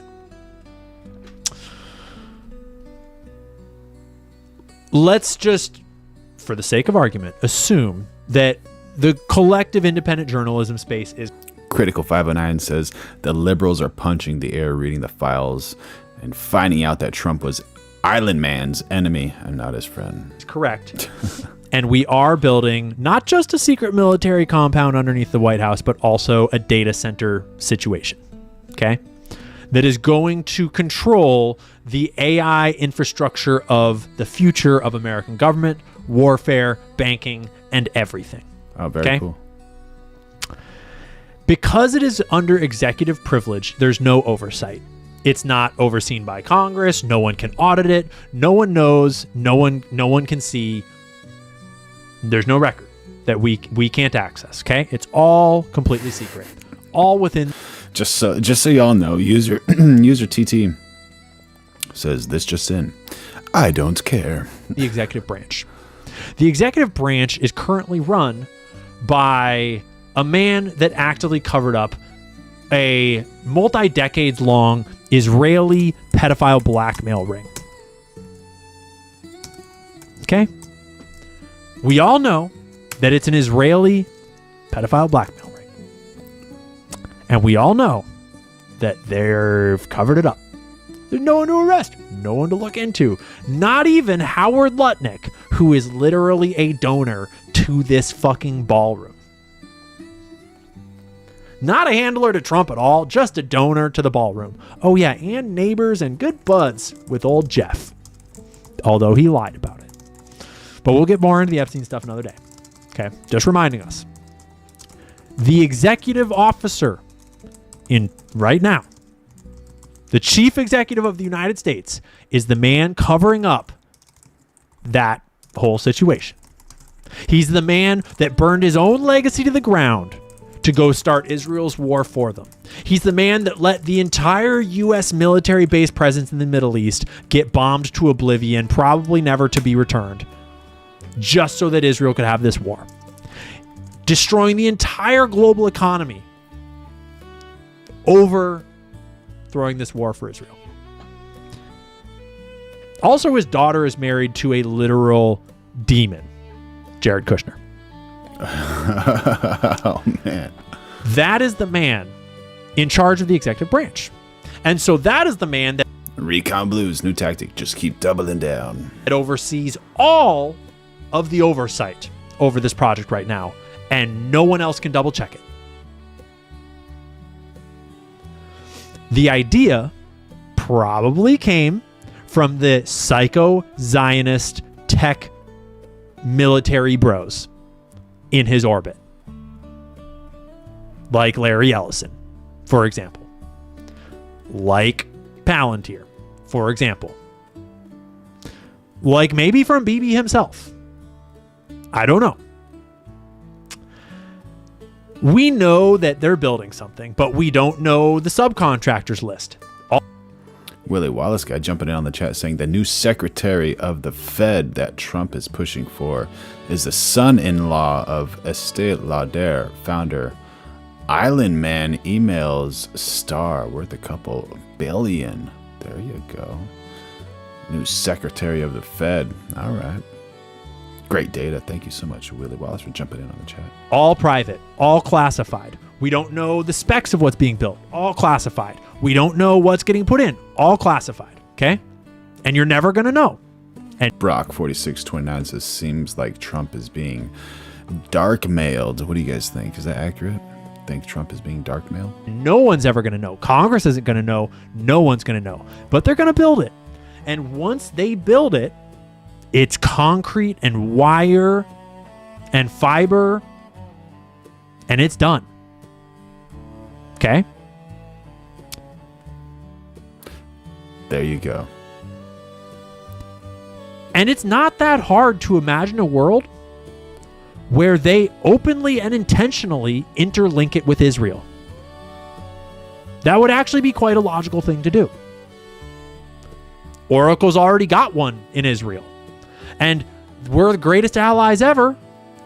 And obviously we need great communication with our greatest ally. And so it is entirely... David Knows Audio jumping in on the chat saying Donald Trump held a honeypot for wealthy people. Donald Trump was a kefir. A kefir. All right. Was he? Honestly? Conceivable. Are you talking about the model competition where Erika Kirk was competing in? That they would actually openly, willingly, and knowingly bake a direct line to Israel into the infrastructure that they are building. And we would never know. And if they were to do that, it could never be undone. Have you ever heard of the Promise software? Lone Wolf. It was one of the first computer programs ever made. And it was revolutionary. It was made by this really, really fucking smart American. And he was a computer programmer that realized that computers could help law enforcement by databasing all the criminal and court archives of crimes and networking them so that if a dude commits a crime over there, this court over here can know about it, and everyone can kind of know that like, hey, this guy is like, here, this dude committed this crime over here. He's still a criminal over there. Kind of a long line to Digital Big Brother today, but what happened with the Promise software is the government stepped in, stole it from this private citizen that had made it, a bunch of lawfare, sketchy bullshit, stole it, and then the intelligence agencies repackaged it. And Robert Maxwell, Ghislaine Maxwell's dad, was deeply involved in actually taking over the project and getting a backdoor put in for Israel. And when they reprogrammed this software and repackaged it, Robert Maxwell oversaw the process of inserting a digital backdoor so that way when they gave it out to all their allied countries, to everybody, like, hey, the digital revolution is here. Now you can use computers to keep track of all your law enforcement information in your country, in your police departments, in your court systems. Israel had a backdoor in to see what was going on in everyone's computer systems. And it's one of the original, most important stories about what Israel is most fucking famous for doing, which is producing backdoored and hacked and bugged and compromised software systems that allow them to weasel their way in to your tech infrastructure. That's Israel's number one skill in this world. That's what Unit 8200 is all about. That's what Israel's entire tech industry is all about. And they do it through private corporations that are not explicitly parts of the Jewish government, the Israeli government, but are instead just run by like Israelis out there doing their own thing. And in fact, Ehud Barak and Jeffrey Epstein helped found several companies that do this. Carbine 911 comes to mind. Paragon comes to mind, that hacked Italy. Well, it was located in Italy while it was hacking everybody. That is what Israel does. In the intel world, that's what they're known for. And if you do any amount of reading about the intelligence world, it's not hard to find out. Okay? Long history of it. Where does he get this info? Long history of it. Infosys, ACOM, I think. I actually think I have a list. All right, chat. Here's a new one for you. Thank you for your support. Oh, I love you. You're the best. I know, but Democrat or Republican? Democrat or Republican? Anybody? Any ideas? Should we run a poll? Convert. Independent. yeah. Oh man, that's a heavy septum ring right there, man. Tabuno jumping in on the chat. Oh man.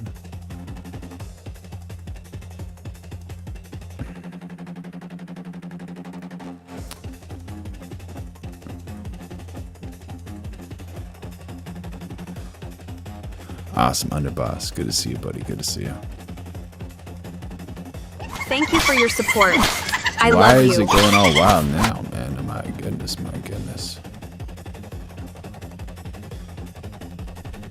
Amdocs, Carbine 911. She ain't no MAGA. Westband. The NSO Group and Pegasus. Awaken Lib. Happy Saturday, Underboss. Good to see you, buddy. So, in one scenario, David Knows Audio says, find out who Tigran was. There's more evidence than Trump was a truckeefer, just like Island Man. Then there is that. He wasn't. Oh, cool, man. Appreciate it. David Knows Audio. What is your favorite broadcast microphone? Adamo, how you doing, brother? Good to see you. Happy Saturday morning, y'all. It's very understandable that Trump would be talked into actually just letting them build a... Oh, we got one for Adam. Adam, what is this? Is this a Republican or a Democrat? What do you think? One Love needs coffee. I need some coffee, too. All the tattoos. Yeah, she doesn't have any tattoos though, bro. Humongous can change her. Sorry for the massive comments, but YouTube's limiting. Yeah, sometimes you gotta like comment in code.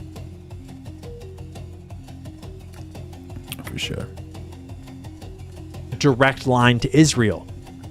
Like a phone to your buddy. So you could talk to Bibi whenever you want. That would actually, I could Recon Blue says she's an OF model for sure. Adam says looks photoshopped to me. believe that they would actually talk this administration into thinking that was an acceptable idea to just build in at the base. We're the greatest allies ever, and we're going to build the Greater Israel Project. There's some wild kinks out there. Part of it, we're going to be the center of global trade. Obviously, we're always going to be best friends. One love is now MAGA. So we'll just have if our AI brain could talk to your AI brain, that's like how me and my buddies, like my team, like I've got my own AI agent that I'm building that has all this stuff that like helped me build this dossier, build this app. I've got all this. And you know, sometimes I have it talk to like my developers AI over at his place so that we can work together on like working on a cool new feature for web or something like that. But it's a little different when you're building a hard line in. Mr. Good Citizen jumping in on the chat saying Island Man was a huge Democrat supporter. There you go. To the basement of the fucking White House. Right? Okay. And then that might be happening, and we would. AMZ, I am double streaming. I'm streaming one vertical and one horizontal, so people can watch on their computers, and they can also watch on their cell phones or laptops or tablets. Never know, and they wouldn't tell us, and we don't have any way to verify it. And all that you have to go on is speculation of, do you think Trump sucks that much Israeli? Cool, thank you, Nick. You know, or not. Because from where I'm sitting, there's basically nothing he won't do for them. Nothing at all. Do you think there's a way to, you know, how those emails and those files are redacted, to unredact them? That would be pretty wild, right? Yeah. But then there's also the other obvious angle. Oracle is the one probably doing this. Almost certainly. Yeah. Palantir is very likely, certainly, being integrated directly in. Both of those companies are run by extremely Zionist Jewish billionaires. Well, I don't think Alex Karp is a billionaire. He's poor. He's one of the poors. He only has, you know, I'm sure tens or hundreds of millions. But you get what I'm saying? They're both run by overtly, militantly, disgustingly Zionist people that are also Jewish. That actively have dedicated their lives to the Israeli cause, to the Zionist cause. Have actively spoken multiple times about how down with the genocide they are, how down with the killing of Palestinians, how down with the whole worldview they are. It is not complicated to understand a situation where any little thing, bugs in the walls, sensors in the concrete, sensors in the fiber optics, anything, you could backdoor this system quite easily if you have a wide open door to Israeli tech firms or subcontractors. Or Mr. Good Citizen says Trump and Biden are basically one in the same. Most likely. Anything like that. And it's no big deal because they're our greatest ally. And Trump literally has their massive schlong inside of him most nights anyways. So what's the big deal, right?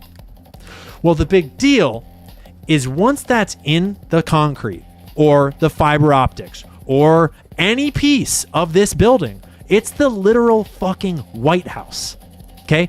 This makes Monica Lewinsky look like an amateur. That's just a science fair project. All right? This is the Large Hadron Collider of America is compromised, and you cannot undo it if that is what's happening. You can never undo it. You'd have to destroy the entire White House and pull up the entire ground. You'd have to destroy the entire bunker and just forget about it. Start over fresh. Okay? Now let's remind ourselves, that's just a theory. That's just, I obviously don't have any proof because it's all classified. Not even Congress people would know whether or not that's happening because it's all classified. That's the problem. No. Westman 7837 says all Democrats and Republicans are all the same bird. We need to start voting for Constitution Party and Libertarian Party candidates. There you go. What do you think, chat? Would that be a little bit better? Is that even possible to get away from the red and the blue sides? The liberal and the liberal Democrats and the conservative Republicans. We're going live every day of 2026, so make sure you like, subscribe, turn on those notifications, throw in a super chat if you want, become a member. No one knows. And so from where I'm sitting, it looks like there's probably going to be a lot of Israelis involved in this project. And you would be retarded if you'd think they wouldn't bug it. Go ask anyone in the intel communities. You could start with John Kiriakou for some stories about how Israelis are famous for fucking bugging everything, for trying to hack and get into and backdoor everything, right?